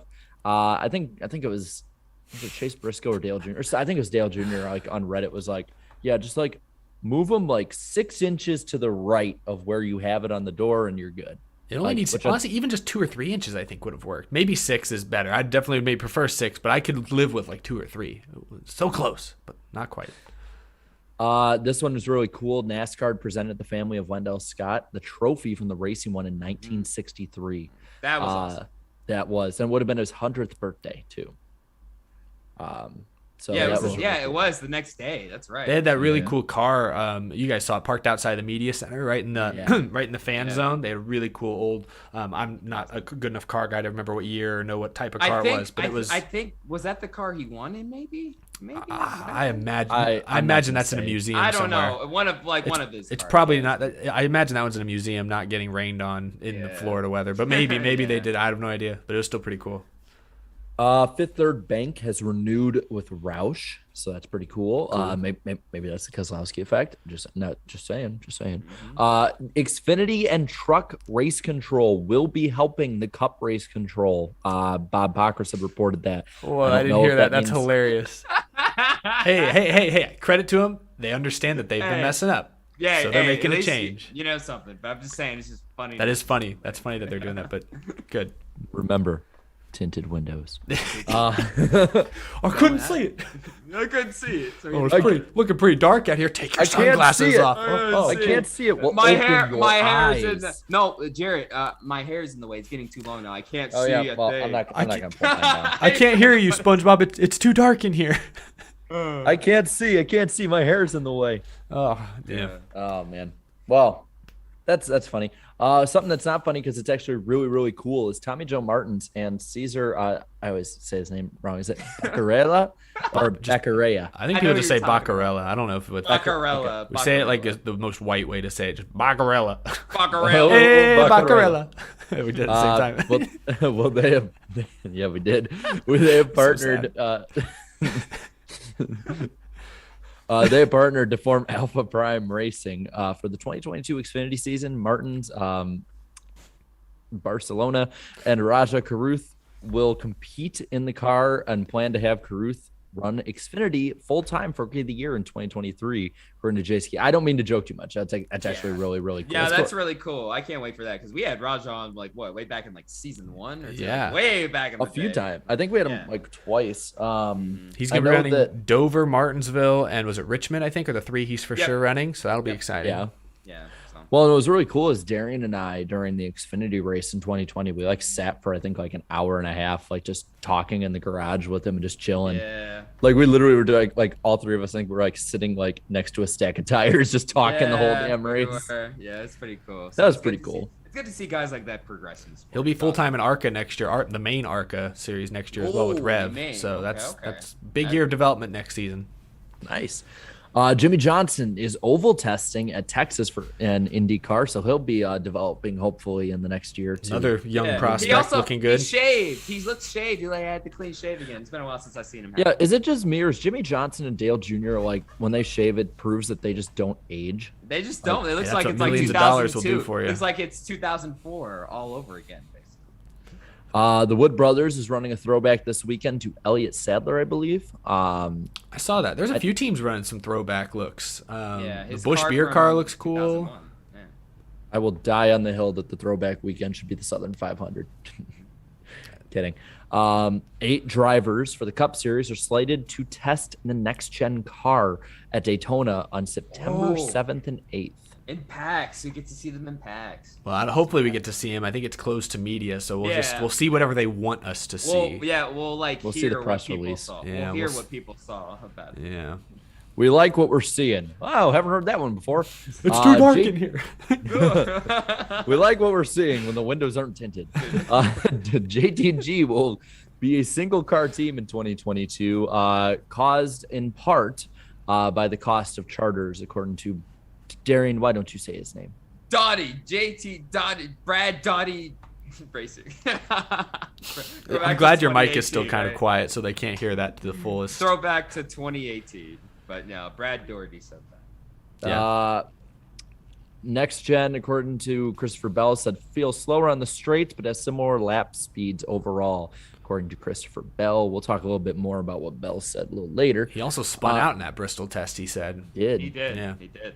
And then last but not least, we talked about it before, Starcom has sold their charter to Spire per report. So that's definitely leveling up for that charter. That's saying a lot. Think about where Spire was 3 years ago, and now we're talking about them being an upgrade. Ugh. Dude, I mean, like, look, if Quinn Houff wasn't the driver of Starcom, we might view that team in a much different light. I mean, Landon. Yeah, wasn't Landon Castle like 25th or 26th in points? He was, yep. And then they let him go. So, yeah. We're going to have to do something about your mic, Darian. Hey, he brings in money. Oh, wait, is it really that bad? It's still pretty quiet. But that's okay. It's you can blow out the mic one more time if you want. Is he hooking up another mic? Here, shout into it, Darian, because that's the end of the lightning round. I'm testing it. I'm saying, it's okay. Yeah. Hey! Once again, he's gonna break that'll it do again. it for the lightning round on the NASCAR Weekly Podcast. And now back to the show. How does it sound now? We'll make do. We'll make do. No. Maybe we can get some Forney Industry products in here to fix that thing. I don't think that's what they're for, but that's our other sponsor that we have to thank, Forney Industries. They offer a full line of welding and plasma cutting machines, metalworking accessories, and much more. For do-it-yourselfers or professional metalworkers, Forney has everything you need for your next project. They have something for everyone. So shop their top-of-the-line products at forneyinc.com. Their link is down in the description below, or check them out at an authorized Forney dealer near you. Just look out for that green Forney logo. You can't miss it. You'll know you're in the right place. Shout out to Forney Industries for sponsoring the NASCAR Weekly Podcast. Love to see the chat blowing up. Gonna build a mic from scratch with Forney. Good plan. We'll see if we can make that happen. But now, before we get into the final couple of stories tonight and we give you all our Darlington predictions, I got a few minutes here to go through some of the super chats we've gotten in the first half of the show. I got 5 minutes to fix the mic. Okay, there you go. Go for it. First from Santa Claus says, ho, ho, ho, Merry Christmas. I hope you're enjoying the holiday season. Jarrett, you're on the nice list. Eric, you need to bash Harvick more. Darian, you are on the naughty list. That's funny. All right, well, now I know what I got to do. I ain't getting coal for Christmas, that's for sure. All right, NASCAR 98 Stop Motion, thank you. Eric, it was cool meeting you at Daytona after the Xfinity race. Great to meet you as well. Great to meet all the fans that came up and said hi over the course of the weekend. Really appreciate that support. Thank you, Bastian Campbell. What's up, Eric, Darian, and the Iceberg? How are y'all doing? I'm doing pretty good. They're waving, so I think they're doing well also. Flying Gator, thanks. Ryan Blaney loves Eric more than Mrs. Hooters. I don't know about that, but I am flattered. Thank you for that, Flying Gator. From Lord Voldemort, have you guys seen Harvick? He is my new target. Little did everyone know that I actually had a secret 8th Horcrux. Harvick is now my main enemy.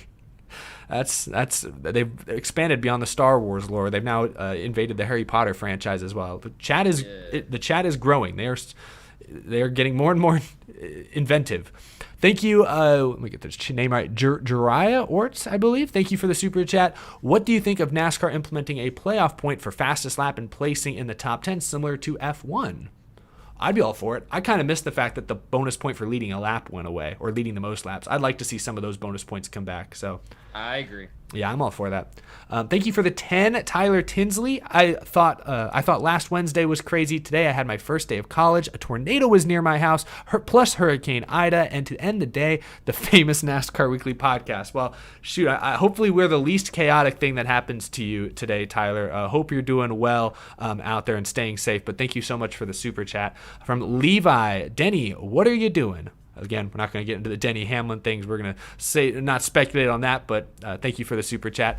Irvin Alvarado, thank you for the 10. I got to see Rusty Walrus in Daytona and tried the NASCAR Ignition 21. I will wait until other content creators play the game. I enjoyed the weekend races finishes and lots of free giveaways galore. I did see that. I felt like a lot of the people that were sponsoring that had booths and stuff outside the track were giving a lot of things away all weekend. So I thought that was pretty cool to see. And glad you got to see Rusty Walrus. We love Rusty. And then GN, thank you for a $10 super chat. Highlight, Allmendinger and Haley left the UNOH stage right next to me. I yelled, "Go get him, AJ," as they both got into golf carts. And he said, "Thanks, man." Also saw both of them finish 1-2 in person. That's awesome. So you were a good luck charm for the colleague boys. That's pretty cool. Thank you. Oh gosh, just refreshed. Hold on, let me keep scrolling. Thank you, Jar Jar Banks. I'm not gonna try to read this. The metal benders are coming for you, Darian. It looks like, so watch out. From Darth Sidious, now is your chance, my apprentice. Use the dark side to escape the metal benders. They've created a. Oh, yeah, there you go. Use the lightsaber. That's great. Then from Avatar Korra, the Avatar hates Logano now. He is a whiner. He just needs to retire like the cheater boy and hypocrite Harvick. The Avatar wants them both out. Well, that's rough. Now, speaking of expansion, now they hate Logano. That was a very predictable progression, I should say. From Jacob, thank you for the super chat. Not watching live because I enjoy listening to it at work, but wanted to support the show. Also, I think Slap might have gotten onto Cody Ware's Twitter. Well, thank you for the super chat, Jacob. I hope you're doing well at work when you're listening to this later. Yeah, what did Cody Ware tweet? He did tweet. I'm blocked, but I saw others. He's tweeted he liked goth girls or something like that. Oh, he liked goth girls. Yeah, he said something about that. Yeah, that who doesn't? That does seem like something Slap. That does seem like something Slap would tweet. But I've definitely entertained them in the past. Oh my gosh! Thank you for the super chat. What? I'm looking into this. Like, when was this? I think a day or two ago. I'll keep reading for a second. From Zaxel TV. Hey guys, just dropping this off. Got to head back to sleep. Got to drive 12 hours in the AM. Keep up the good work. Well, thank you for the super chat and drive safe whenever you wake up and hear this. Ethan, thank you for the super chat. Blaney is the new closer. Blaney or Bowman, I'm sorry. They both had several kind of last lap or late race surprising wins, you could say, but definitely he's had a good run this year. Ryan, thank you for the super chat. Could NASCAR force Rick Ware Racing to sell or lease their charters? And he adds, please. They do have some sort of competitive sort of limit. Like if you are below like the top 30 or 35 in owners points, like 2 or 3 years consecutively, you might lose your charter. There's something like that, but I don't think anyone's really in danger of falling into that trap as of now. I don't know the full extent of it, so maybe they are. I just don't know. Thank you, Derek Cope. I'm driving full-time for Sloppy Joe Racing in 2022. Our boy must be starting a cup team, and he didn't tell us. Nope, he's driving for Bishop Sycamore, y'all. Oh, no. Starting a race team. I just saw this stuff with Slap. That's great. Oh, my gosh. I'll read a couple more here, and then we will get to the rest at the end of the show. Preston Friels, thank you. I think Front Row will lease the 38 charter to 2311, and Spire will lease the Starcom charter to GMS. Both teams put the money into single-car teams. I like that theory. That I didn't even think about. I forgot that GMS needs a charter, theoretically. They could lease one from perhaps Spire or Starcom, whatever that. I like this idea. It's a good theory. Steven Gibson, thank you. You guys have all done great this year. Hate we only have 9 or 10 of these podcasts left this year. Iceberg, we need more BS streams. We do. We really do. We might bring the IRL stream back pretty soon here. Streams, they were a bit too much. It was Iceberg after hours. And then one more for now. We'll get to the rest at the end of the show. But from Andrew Meyer. So, what's the deal with the Hall of Fame? Is there no class for 2022? Are they just postponing the 21 class for 2022? I think they postponed 21 class for 22. I think they did. But did they not vote this year? I didn't even think about that. Did they not vote No. for anyone this year? No, because they didn't induct the class from last year yet. Oh, so they're just taking a year off. How does that affect eligibility for guys like Johnson or, I don't know. Maybe it just adds more in. Adds a year, less of a year. I don't know. I have one question before we get back to serious topics again. Who's more likely to race, Bishop Sycamore Racing or the money team? Hey, Bishop Sycamore, they did make it on ESPN, so I'd have to put my money on them. That's true.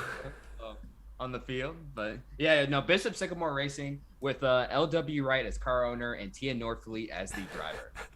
What was the other one that they had a car and then they never showed up? We were talking about them on Saturday. Obika? Or Friday. Obika, yeah. Obika. They had a whole press conference at the Hall of Fame. Yeah, didn't they have a whole reveal and everything? Oh man. God. Well, thank you all so much for the super chats. If I didn't read yours yet, we will get to it at the very end of the show, but we have a couple other topics we want to discuss before we get into our Darlington predictions. So let's start with this one. Jarrett, you noted it earlier, but Christopher Bell, a clip surfaced today of him talking about his recent next-gen test, and he said that, at least from his perspective, the goal of the next-gen car will be to make every big track race like Daytona and Talladega. Darian's face says it all. This isn't shocking. We heard Denny Hamlin say like a month or two ago when a lot of the drivers were voicing some of their frustrations about the Atlanta repave that, he said then, if NASCAR wants to make everything a super speedway race, just tell the drivers we'll help you get there even if we don't like it. It still sounds like maybe NASCAR's ultimate goal is a little muddied and unclear, but certainly with higher banked racetracks like Atlanta, with the higher drag packages, we kind of could see that they were looking to create a little more of a pack racing effect at other 1.5 mile and 2 mile tracks. But what's your reaction? I'll start with you, Jarrett. What's your reaction to Bell's comments? Are you shocked? Are you not surprised? Do you think he's right? Do you think we are going to see basically super speedway racing going forward, or what do you expect? I mean, it's kind of. Oh God! Damn. I can start. I can start if you want. No, I'm just not happy. That's my problem. I'm man. not happy either. Like, really? I would not want that. Like, at all. Like, I know what they're doing with Atlanta, and it's like I don't want to see that, man. That's the last thing I want to see. When they talked a big talk about the next gen car, the big thing was that it was going to be harder to drive, and the short tracks and other tests they have spun it out and stuff, but how much that can be attributed also to the fact that it's a new car that drives differently. They just haven't figured it out yet. I hope that Bell is just kind of hyperbolic with how he's talking with it, and then it's just kind of. I would rather take more of the same 550 than we have now than try and make it more of a super speedway, because I think that long term would bite NASCAR in the ass, and I don't want that. And also, I mean, Bell, like the end of that comment was really eye popping too. He was like, well, hey, like I'll let the fans decide whether, they think that's, that takes a talent or not, they have to decide. I'm like, whoa. So, I mean, he's clearly a guy. I mean, he's a dirt guy too. I mean, and Larson, go ahead. Oh, I just say, man, I'd say that just because the drivers haven't been in the headlines doesn't mean they're any less pissed off than they were a month or two ago. They're probably seething. They're like, oh, this is really happening. Like, this is like, they can't. Some of them probably can't even believe it, to be honest with you. Like, but I hope it's not true. I hope it's not true either, because that would really suck. I mean, like, look, like, this is stock car racing. Like, yes, the fan base, we love races at Daytona and Talladega, and what makes those tracks even more special is that you can't really see that type of racing anywhere else. So if we start watering it down with like, pack super speedway type racing on 1.5 miles, that would just oversaturate it, in my opinion, and stuff. But I think long term you'll start to see, the fan base just get more and more bored with the product as a whole. I think that's well said at the end there, because the way I interpret this is, if this means, think about it. They're adding a lot of road courses to the schedule. There are 7 this year. There could be even more next year. They're also talking a big game about adding at least a couple other short tracks to the schedule. They're turning a 2 mile track and Auto Club into a 1/2 mile short track. They're serious about Nashville Fairgrounds. They're serious about North Wilkesboro. They might even end up being serious about Rockingham, which is almost a short track, not quite. They brought Nashville Super Speedway back, which uses the 750 package. So the way I see it, they're talking about the LA Coliseum, turning that into a little bull ring. The way I see it, I think they understand the next gen car is going to race great at road courses. It's going to race great at short tracks. They're not sure what it's going to do at intermediates, so they're trying to get rid of as many intermediates as they can. Kentucky's gone, Chicagoland's gone, Texas only gets 1 point state, and it's probably going to only get worse from there, or for intermediate tracks from there. So if it comes down to the fact that we have, let's say, 10 or 12 2.5, 2 mile or mile and a half races on the schedule, and a lot of them race like super speedway races, but then we have 24 or so short track and road courses. That's a balance I think I could be okay with. I'm not a huge fan of super speedway racing being everywhere because it's too random to me. And like Bell said, I don't think it takes skill to be good at super speedways. Denny Hamlin, Joey Logano, Ryan Blaney have proven in recent years there's a skill to winning on super speedways, but it's not necessarily the same skill that drivers grow up learning at local short tracks. It's not something you can really train for or practice until you're in a Cup or Xfinity car on a super speedway track. It's a skill, but it's not the same skill, and it's probably not the same amount of skill it takes to be good at, say, Martinsville or Richmond or Bristol or Sonoma. So, if that's the trade-off, if we have 20 intermediate track races like we did a couple of years ago, and they all race like super speedways, I'm with you, Darian. That's oversaturation. That's too much random wild card races. That's bad. I'd be out. But if they limit it to 10 or 12.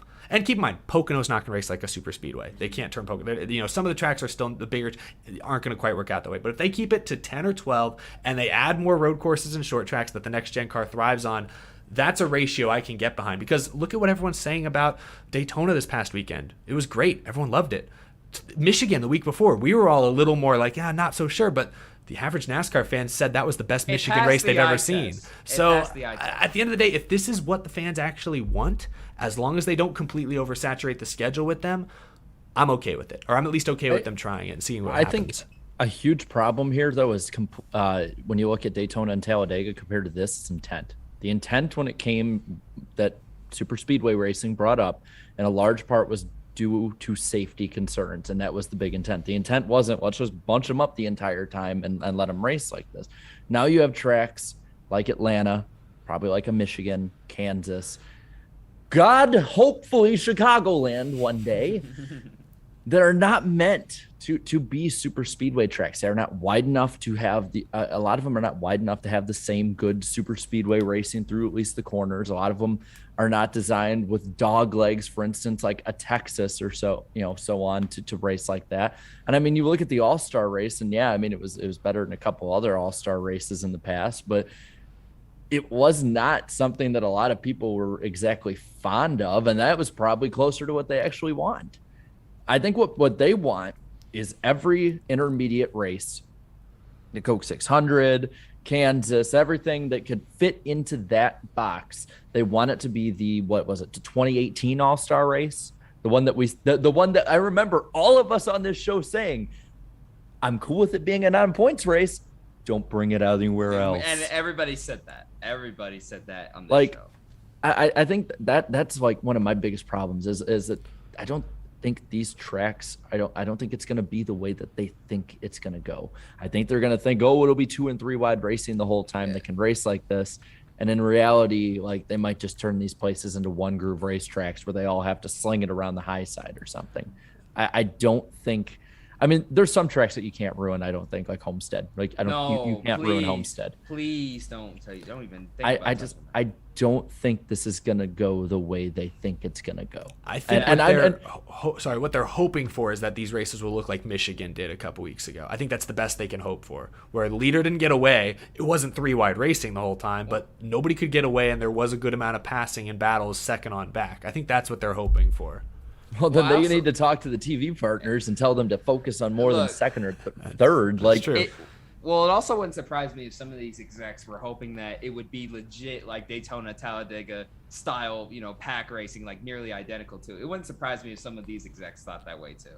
It would not surprise me at all. Well, and a point was brought up, I think, by Matt Weaver on Twitter, and I agreed with it, especially as someone who, as I so often said, was a very often a consumer of Chicagoland Speedway. The problem wasn't exactly 1.5 mile racing. There was problems with it, don't get me wrong. And same with the 2 mile racing. But you look at the tracks even before this package that people were really liking racing from. Like if you look 2018 on back, there's tracks like Chicagoland, Tracks like Kansas were popular. Atlanta, nobody wanted it to be freaking repaved until the damn thing was falling apart. Homestead has been one of the best on the schedule. The problem wasn't exactly the racing itself. The problem was that there's too much of it, especially when it came at the price of short tracks. I agree. And I think NASCAR is trying to solve a problem. They're trying to reinvent the wheel. That's what they're trying to do. They're trying to reinvent the wheel with this, when in reality, they're doing right now what they're doing of cutting back 1.5 miles is the right move. Just keep doing that to a certain point so that 1.5 mile races are special. They race differently than any other race on the schedule. Michigan, for instance, is the only 2-mile race on the schedule. Even if it's a bad race, will race differently than any other race on the schedule. I mean, I see the same argument for Pocono and the Indianapolis Oval. Like, I don't like the idea of trying to just drum up pack racing at every place we can't get good racing. To me, it's a cop-out. It is a cop-out. I mean, like, rather than actually, trying to build a sustainable package for the future and stuff like that, I don't know, it feels like that this, to them, would be the quick fix, the easy fix. Okay, like, we'll, get them just, running in a pack and stuff. That'll be exciting. But at the same time, you're basically, like, taking away, to a certain extent, driver talent. Because, yes, Eric is right to an extent. It does take talent to win and run a prime. It's not the same talent, yeah. Yes, it's not the same. It does take some type of skill set. It takes mental talent more than yeah. Exactly. I mean, the reason personally, the reason I watch racing and stock car racing in general is because I want to see driver talent shine. That's how I got into it in the early 2000s, and that's the way I think it should be. But, I will also admit, too, there is a subsection of the fan base who it looks like they are kind of for this, for this, like, pack racing, this pack style racing, too. And, I don't know if that subsection of fans are just, younger, or if, like, hey, they're just getting into the sport for the first time, so they haven't really seen racing like that for a while. I'm not sure, but there are people that are for this. I'm personally against it, but some people are for it. I think it really appeals to those who are casual racing fans, but also I think it appeals to those who more often than not, like, who they're trying to get, I guess, is a sense. Like, you look, the highest rated races, it's easy to see are Daytona, Talladega. Like, I mean, you look at any race around any of the Talladega races in the playoffs or in the spring, and those races usually have a fall off unless it's a crown jewel like the Southern 500, which isn't even really that big of a TV draw, or more like the Coke 600. Like, and NASCAR's biggest race is one of these races. So like, a lot of people might jump in. I can tell you, I jumped in 2005 as a 7-year-old, and I was like, man, is every week like this? This is crazy. So I understand Joey Gunberg. I understand it. Like, don't get me wrong, this isn't one of those moves. Like, I'm trying to remove myself as a fan here and just think of NASCAR's perspective. I understand it completely. Like, a business move, if this does work out, it's going to be pretty, good for them.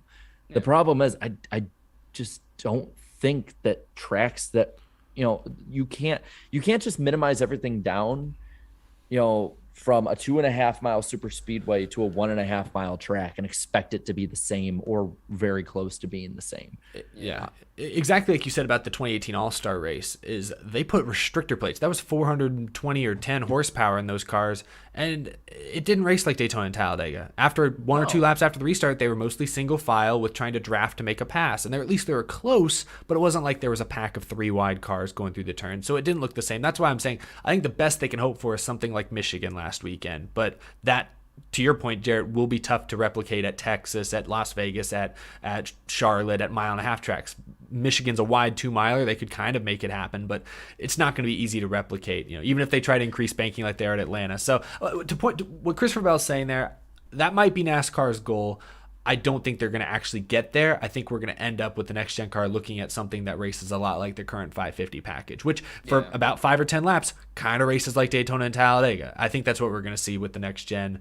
And, I think that's the closest they're going to get to pack racing at intermediates personally. Unless they drop to like 400 horsepower all of a sudden, but I don't think they're doing that. I think they're going to stay around 550. So I think they said that, didn't they?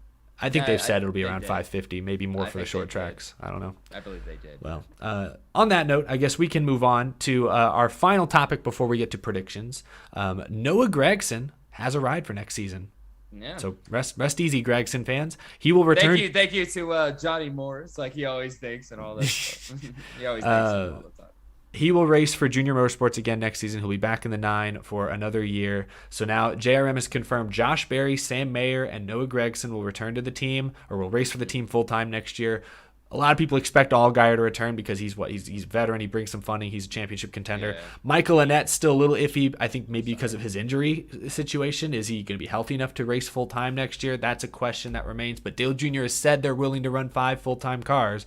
So speaking to Noah Gragson primarily, though, he's having a down year. I read these stats off on my show today, but he last year won twice. This year's won 0 times. Last year's average finish was 8.8. This year it's 14.8. So a pretty steep decline from one year to the next.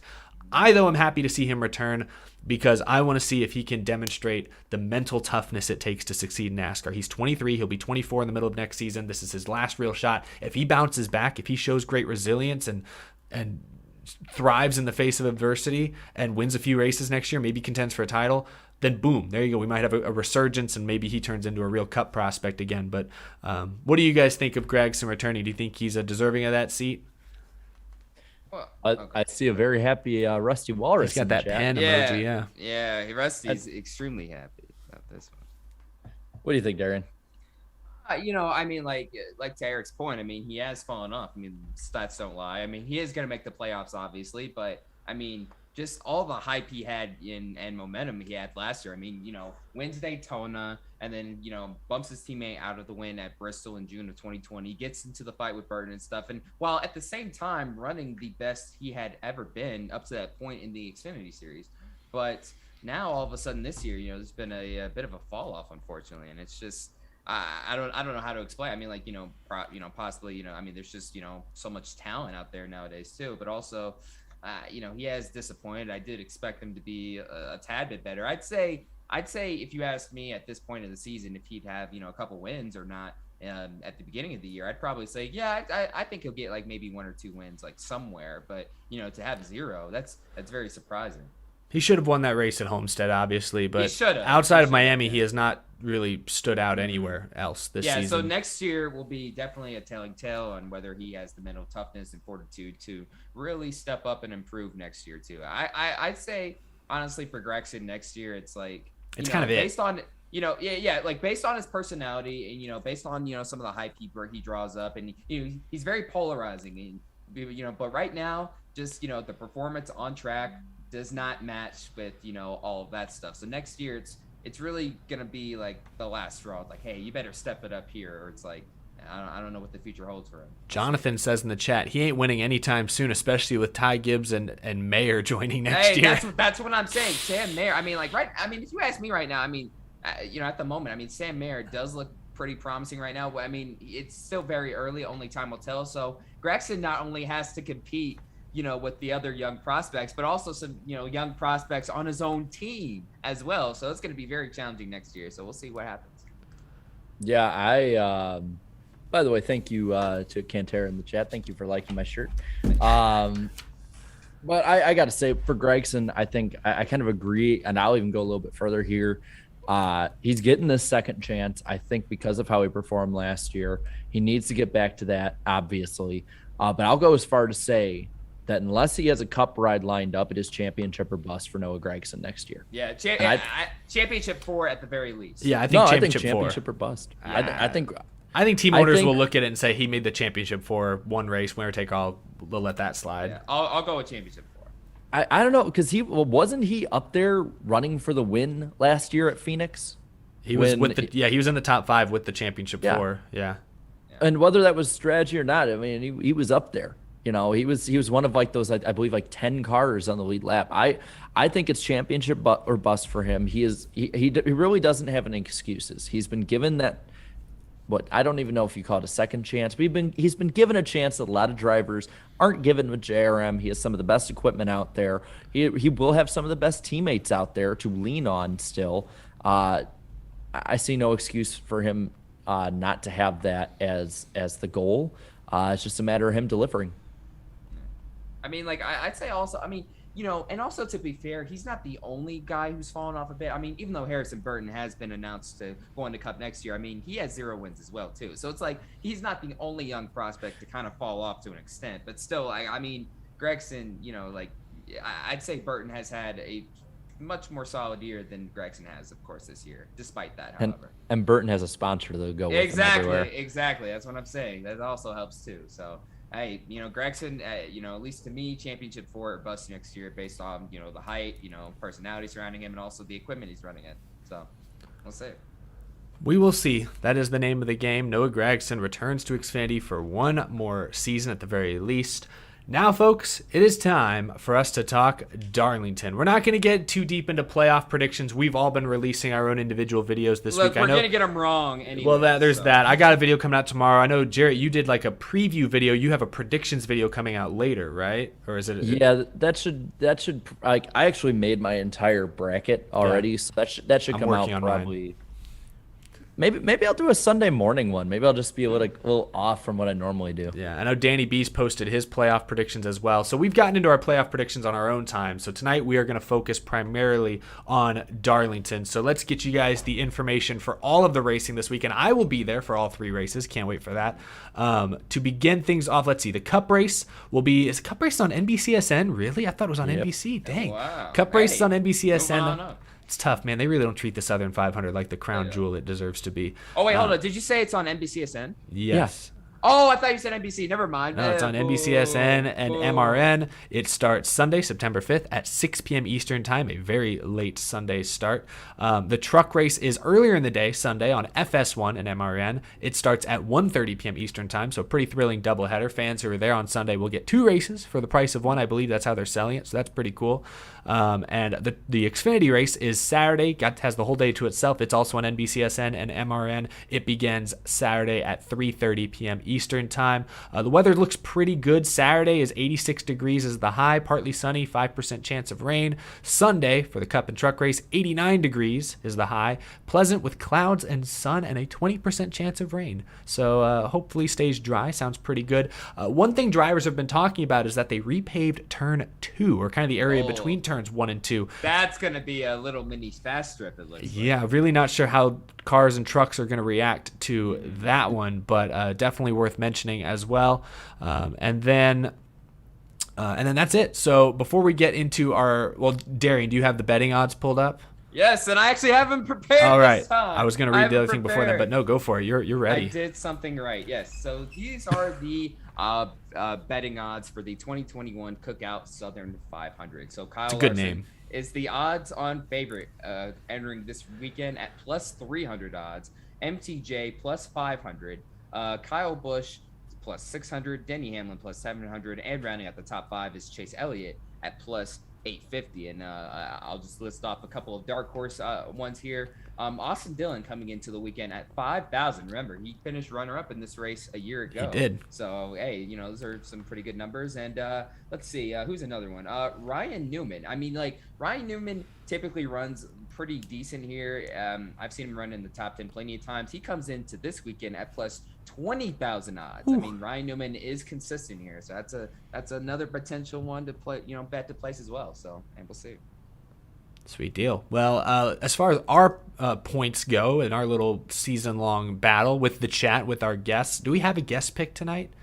Yeah, I got one from Sloppy Joe. Oh, nice, sweet deal. Nice. Sweet deal. But right now, our pick points, Jarrett, you still hold the lead, and I think it widened slightly at Daytona. I am 47 points back. The chat, you guys are in third, 81 points back. Darian moving up slowly but surely. He's fourth, 82 points back. The guess. I'm a point back. I'm a point back of third. You're almost to the podium. Chat, it's over. It's over. I'm done. It's done. I'm coming for you guys. It's over. Podium for me. Podium in the bag. Let's go, chat. I'm not letting it slip away this time. You guys are finished. All right, go ahead. The guests are fifth, 104 points back, and then Danny B is sixth, minus 116. We're gonna pick the Truck Xfinity and Cup race this weekend. Should we go in chronological? I'm gonna throw a wild card. Do you want me to list off Danny and the guests at least? I do it as we go, through the rounds, I guess, Oh, okay. Yeah, well, anyway, yeah. So let's go in chronological order. I'm gonna throw a little curveball at y'all. Let's start with Xfinity.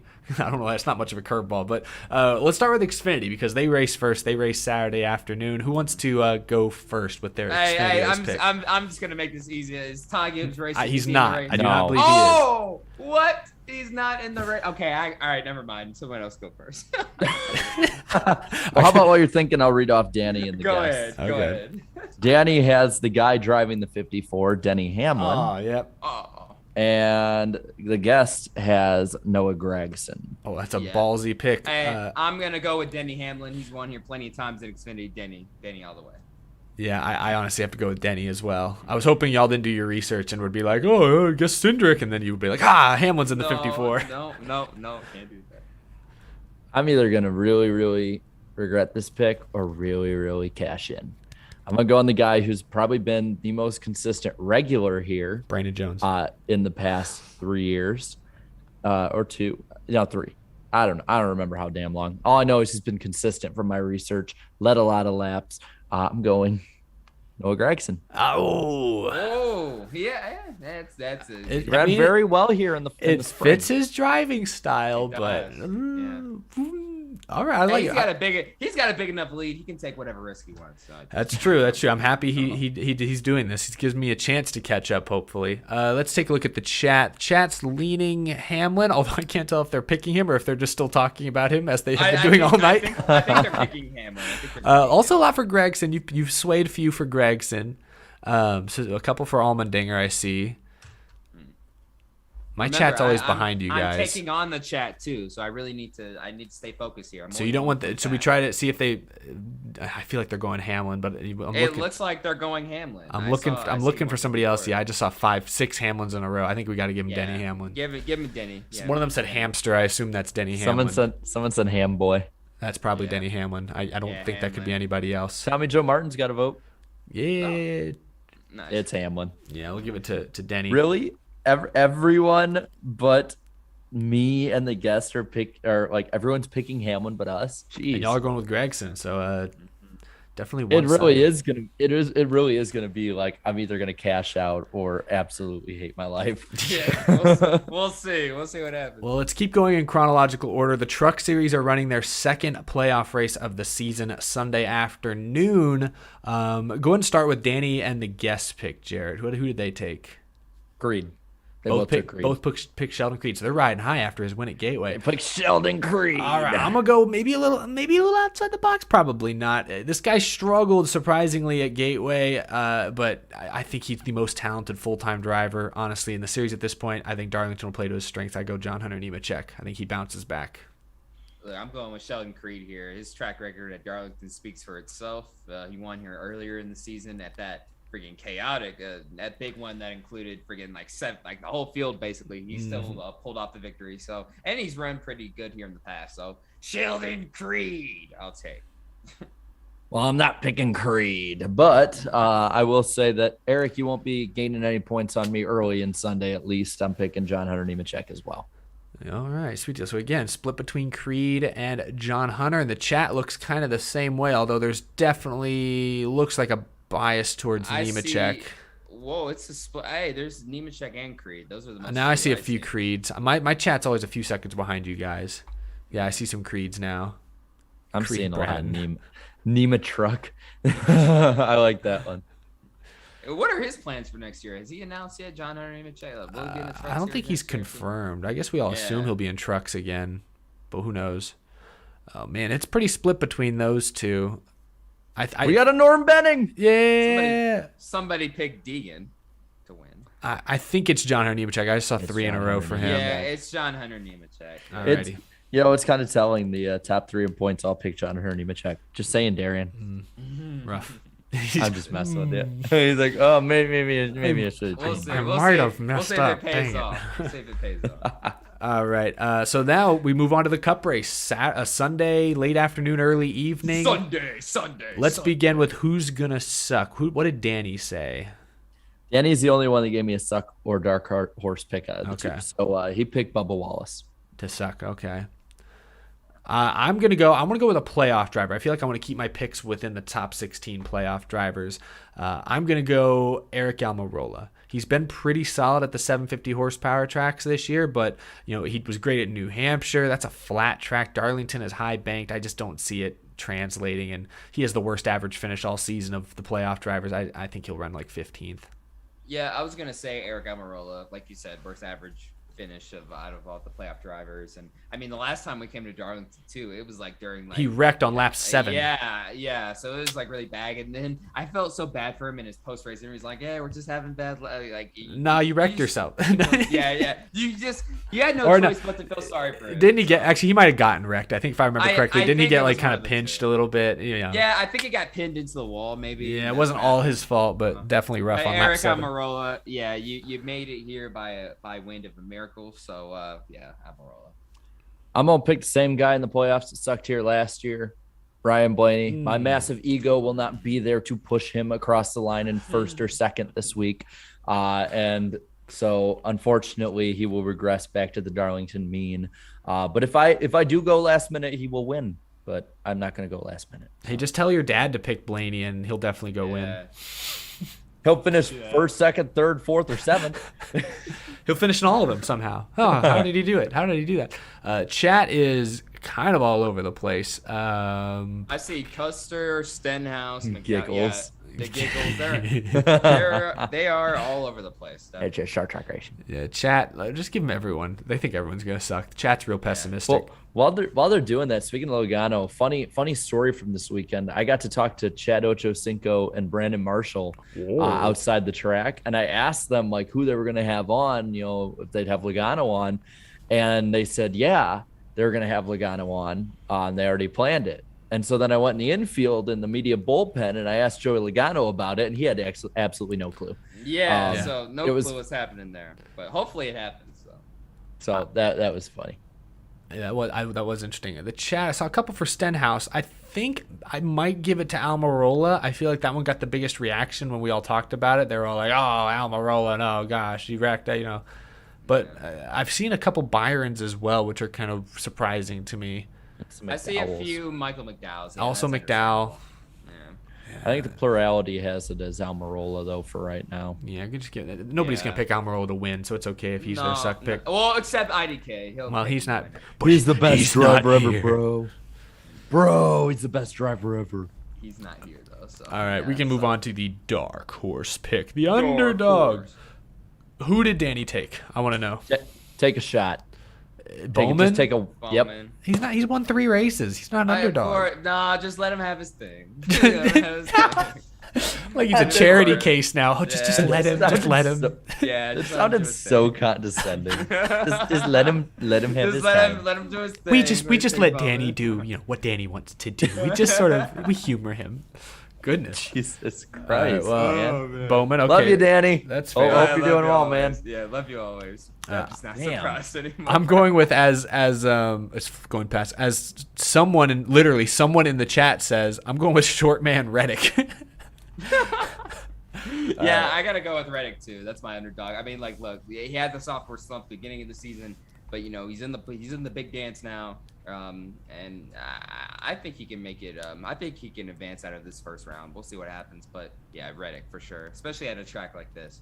Well, shit, I was gonna go with Reddick, but screw it. I don't have points on the line. I'll go with someone else. I'll go with Austin Dillon. Yeah, that's another good one. Good. I mean, I'm not gonna go with the same person again if it doesn't mean anything. No, so that's I'll go fair. Dillon. Good content. I'm actually seeing a lot of Eric Jones in the chat. I've seen. He's won here before. He has, but his car is terrible. But he did. Where did he run here in the spring though? Where did he run in the spring? He wasn't a top 10. That's all I know. Let's find out. Let's find out. I mean, give the chat Eric Jones. That's kind of fun and different. I like that. Yeah. I want to actually. I'm curious now. Where the hell did he finish? Yeah, let us know. Chat, you're getting Eric Jones. So regardless of even if Jarrett says last, you get Eric Jones. Eric Jones, you madman. Where did you finish? You madman. Sneaky son of a gun. Not in the top 10. Not in the top 15. 18th. Oh, it's not awful. Hey, all right. For RPM equipment, that's not bad. And that's plus, okay. thanks to 5 Points Vids video, we know he watches YouTube at the very least. He finished ahead of Matt Benedetto, Bubba, Daniel Suarez, Brad Keselowski. That's good. It's a good day. Yeah, put him down for Eric Jones is their underdog. Kurt Busch, Almirola, Cole Custer, and Cody Ware. Yeah. Whoa, what a day. Whoa. Alrighty, let's move on then to who's gonna win. Who's gonna win? Who's gonna win? I'm so At glad his mic Darlington. is still blown out, or else that would be really loud. Oh, did it blow out again? No. It's been blown out. It's been quiet this whole time. Oh. Yeah, it's like we're talking like this, and you're talking like a golf announcer. Yeah, it's Aw. like it's about 10 decibels lower than us on my OBS meter. Same. Oh, man. he's really going at it. He's laying into his mic. Oh my god! People listening at home can't see this, but Darian is shrieking into his microphone. Someone should edit like a scream from a metal song, like freaking immigrant song onto it. There you go. Someone Perfect. meme that Someone quick. click that. Put it on Twitter. I'll retweet it. I'm losing my voice. Sorry. Were you actually yelling? You're gonna wake. The first time, yes. You're gonna wake your neighbors. All right. Well, but you already said it. No, Who's they'll gonna wake win? him from what I've heard. Oh, geez. Who's gonna win? Let's move on. Let's go. Who did Danny pick? Who's Danny gonna win? Danny, stop. Danny, They do too much, bro. They do too much upstairs, bro. I'm just letting y'all know right now. They're just saying. They do. I'm not even exaggerating either. I'm not even gonna go into details. Just They're read in having between a good time. Read in having a between good the time. lines. You've yo. gone into Read in enough between the lines. detail. Danny picked Kyle Larson, and the guest picked Martin Truex Jr. Oh man, those are the two I'm trying to pick between as well. I feel like everyone's gonna go Larson or Truex for this one. Yep, I'm going Larson. We're just gonna get that out of the way. just so y'all know, I'm going Larson. Yeah, just immediately. Kyle I Larson. wish I knew what who Jarrett's gonna pick, but I'm not gonna do that. I'll go Larson. I think Kyle Larson wins. He put All on a right, you show. He pick- didn't win the Darlington race earlier this year, but he put on that show at the end with that 3-wide move. That's all anyone remembers from this race, from the spring race. All right, you picked the other guy. I picked Truex. Yeah, Yeah, Truex so- may win, but I need to pick a different than you. I need to go for it. Truex is interesting. Won the 3 races earlier in the season, and really hasn't been heard from ever since, it seems like. But Darlington is a track that he's really freaking good at. It's a though. 750 track, No, just like exactly. the entirety of this round. Yeah, good round for Truex shaping up. Chat looks like they're leaning Truex. Definitely some for Larson. I saw a lot of Elliots. Still see some Elliots. Bishop Sycamore. Yep, Bishop Sycamore Racing. No, not Yeah. that one. Couple for Hamlin. A lot more Elliots than I would have expected. A lot of people more are overlooking MTJ. Larson more than I would have thought. A lot of people are going Truex or Elliott. Yeah, I don't know. Kevin. One person says Kevin. Somebody Kevin. said Almirola. So we did have somebody pick Almirola. Wow, I was wrong. I stand corrected. Yeah. MTJ, for the love of God. Someone really wants to pick Truex. Chat, listen to this guy. Hey, I'm seeing some Truexes pop up. Bro. I mean, Man, I really don't know. This is tough. yeah, it's a tough one though. These are the parts in the show where like it gets tough to pick. Definitely. Well, somebody picked Kenseth Flying Gator Day. Maybe in like 2004, yeah, but. Kenseth, no, he won Darlington once, 2013. Oh, dang! So late into his career too. Yeah. And it was wasn't it because Kyle Busch had a flat tire? Yeah, too? Kenseth was probably not going to catch him until Busch got a flat tire. Hey, you gotta win him somehow. Yeah. Levi has picked Obama. Obama. I saw someone said Obama with a photo finish, and that just put a funny image in my head. I don't know why. Michelle, I got the win. My fellow Americans. My fellow Americans. My fellow Americans. Michelle wants me to win today. Why do I sound Southern when I I want to talk like see. that? I want to hear like I someone don't know. begin like the prayer before the race with "My fellow Americans, let My us pray." fellow Americans, That let just us sounds like pray. where it would be implemented. I really don't know. The chat is all over the place. I have no idea. This is All right. the hardest one all season long. It looks like it's between Elliott, Truex, and Larson. All right. So just put a 9, a 5, or a 19. I still have yet to see Mickey Verstappen picks, folks. Where's the Mickey Verstappen? Mickey Verstappen. If Ty Gibbs, if he was racing, would probably win, but unfortunately, he's not on the entry list. Yeah. All What about right. 19s? 9, 19, or 5. I think it's Truex. I see a That's lot of 9s 19. and it's just 9s and 19s. I think it's Truex as well. That's what I think. It looks like Truex. to There's me. a lot of Elliots though. There are. They're trickling in. So tough. Oh, that is tough. 19, Jesus Joe Christ. This guy's just yelling at the chat. I love all of his comments. He's always like all caps. He's angry. He's like, pick this Truex, please. Dude, there's a wave of 9s and then a wave of 19s. It's like it's a turf war. Dude, I think the 9s are actually like. Oh my gosh! But if we give them Elliott, that one guy's gonna be so upset. He's gonna be so frustrated. I feel like it's gonna be like the if anyone's seen the Suicide Squad movie, the part where King Shark with the mustache, where they say his disguise doesn't look good. That's gonna be the person. I saying, think for God's sakes, man. I keep seeing 19s, man. I keep seeing 19s over the tip. I think it does look like it's tipping towards Truex for me. Yeah, that's what it looks like. I think it actually is Truex. The exit polls are going for Truex. All right, Truex it is, folks. All right, a thrilling saga. All right, saga. chat. I'm coming for you this week. I'm a point behind, so naturally, since I talked about it, I'll probably be 10 points behind after this weekend. You know what's funny is all the people that would pass each other all pick different people than the person they're trying to pass. Nice. Yeah. Me and Eric picked differently.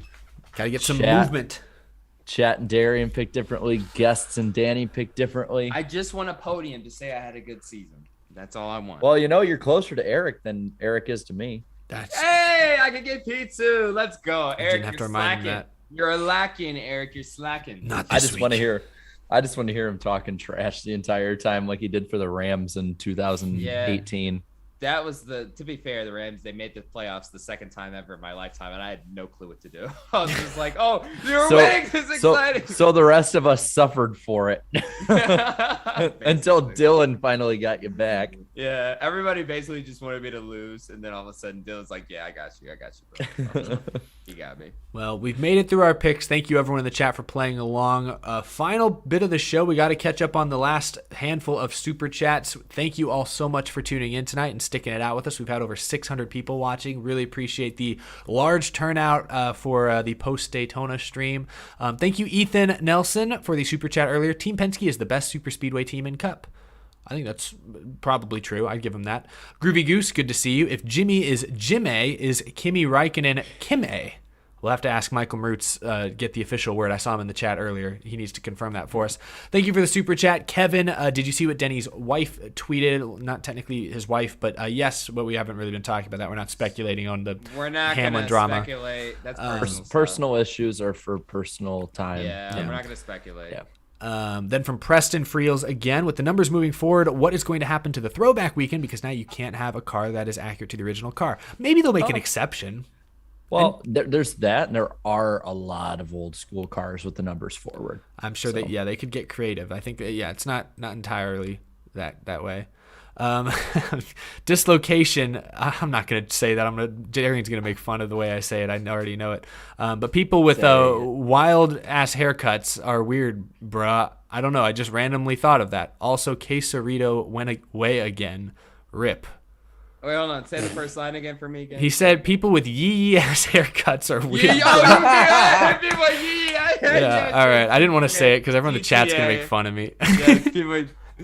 But all right, Scott McNew. I read it because he sent a $10 super chat, but thank you for that dislocation. And thank you, Scott McNew. Hope you guys are having a great night. Going to be at Darlington this weekend. I have faith that Truex will finally win a race that I go to. Hey, a couple of us picked him, including the chat, which I'm sure you were in there, Scott. So there you go. Thank you for the super chat. Daniel, the most Denny Hamlin thing ever is him winning a championship without winning a race. Well, let's not get too ahead of ourselves here. Do you think he's really going to win a championship with no wins? He's the 7th seed. It's possible, but we'll see if that happens. Thank you, Platinum Paradise. To me, NASCAR may look completely unrecognizable in a couple of years, and I'm not sure that's a good thing. It's been kind of like a 3 or 4 year transition. We gave our thoughts on the package discussion or the intermediate race discussion earlier, but it's definitely changing. So we'll see. Jay Booker, thank you. Recommendation for food: check out Raceway Grill right beside the track. Hamburger steaks are delicious. I live in Darlington, so I wanted to give a tip. Raceway Grill. All right, we'll have to check that out. I'll be checking that out. Yeah, I'll tell my mom that. She'll be at the races. Love a good steak burger. Florida sounds good. Thank you for the $2. Bring back FanVision. I miss it. Analog radio sucks. Yeah, FanVision was pretty cool to rent. I rented those at the track a couple of times. It was pretty neat. Depended on the track. Some tracks I don't think you really needed it as much as other places. From Asami Sato, all I know is 2014 rules package is looking pretty good. NASCAR is going the wrong direction. Do like lower downforce, those short tracks. Also bring back DH. I thought they were going with like downforce or something, but DH makes me think Denny Hamlin. I don't know what that means. But thank you for the super chat. I hope Future Industries is going well. Master of 24, thank you for the super chat. Chicago Bears to make Chicagoland their new home. Have you heard anything more about that, Jarrett? Is that at all likely? I mean, right now, the reasoning for it is that they've come to an impasse with Arlington Heights. I don't really think that would happen, but yeah, as someone who loves Chicagoland Speedway and is watching it currently go downhill, that would happen to me as a Vikings fan. So what a sucky team in general. I'm not going to comment because I'm in the house of Bears fans right now, and I think that it would not be in my best interest. They won't let you leave the garage. They're not gonna. They don't like me. They're not gonna like what I said. Oh, are you kidding me? You literally asked my uncle, "Hey, how y'all gonna ruin Justin Fields?" Hey, how about the White Sox, man? How about the White Sox? All right, that's too far. It's too far. Thank you, Manny18KB. Work for FedEx and deliver near Chicagoland, and always looking at it every day makes me wish we had Chicagoland back on the schedule. Didn't mean to keep rubbing salt in that wound, Jarrett. That's just how the super chats were ordered. I apologize. But thank you. It's all right. Character is built through pain. You're killing him, Manny. Why? How could you do this? And thank you, the real Dragon Master. We're not going to comment on NRF. We've had our issues with him in the past, but I know some of his content is decent. I don't think we're all fans. Awesome. We're not always fans of his Twitter personality, but we're not going to comment on NRF. Groovy Goose, thank you for the super chat. Thanks for the stream, guys. Have a groovy weekend. Thanks, Groovy Goose. You too. And lastly, happy Labor Day. That's right. It is Labor Day. I forgot. Yeah. Labor Day weekend. September. Now that I'm out of school, it's like I don't think about these weird 3-day weekend holidays like President's Day. Did we get a day off for President's Day or Labor Day or what are the other ones out there? Dude, Arbor Day. What the hell is Arbor Day? Isn't that in the summer? I don't know. I don't know. All I know is we got to wake up Billy Joe Armstrong in about a month. Dude, I haven't been to class since like February and stuff, and just every day seems like a day off. And then last one from Bastian Campbell. It says message retracted, but I read it before it got retracted. And it was just saying, didn't delete it. It literally just said, "I hope you all have a good night." So I don't think there's a problem there. But yeah, so thank you, Bastian. We are having a good night. We hope you have a good night as well. I think that will do it for super chats, and I believe that will do it for another edition of the NASCAR Weekly Podcast. Before we go, be sure to join us next week, September 8th, Wednesday night on Danny B Talks' channel. I saw Danny in the chat just a moment ago, so he will be back next week hosting. Show will be at 8 p.m. Eastern time. That's 7 p.m. Central on Danny's channel, and we have a couple of guests. I believe we will have both Tommy Joe Martins and Raja Karuth on next week. Two guys that were in the news this week for really exciting reasons. They'll be here to talk about it with us live firsthand in just 1 week. One final super chat from Preston. Thank you for the support tonight. Byron will finally have some good luck and pull out the victory on Sunday. Pocono, his team took the win away from him, and if the rain caution doesn't come out, he would probably win Michigan. #pain. William Byron, was third in points at the end of the regular season, but no wins. Definitely hurt his seeding a little bit, but best of luck to Byron and all of the Cup Series playoff drivers. Jarrett, I can see, is ready to go. That's going to do it tonight. Thank you all so much for watching. We'll see you next week on the NASCAR Weekly Podcast. It's silent. Oh no, it's so anticlimactic. Goodbye.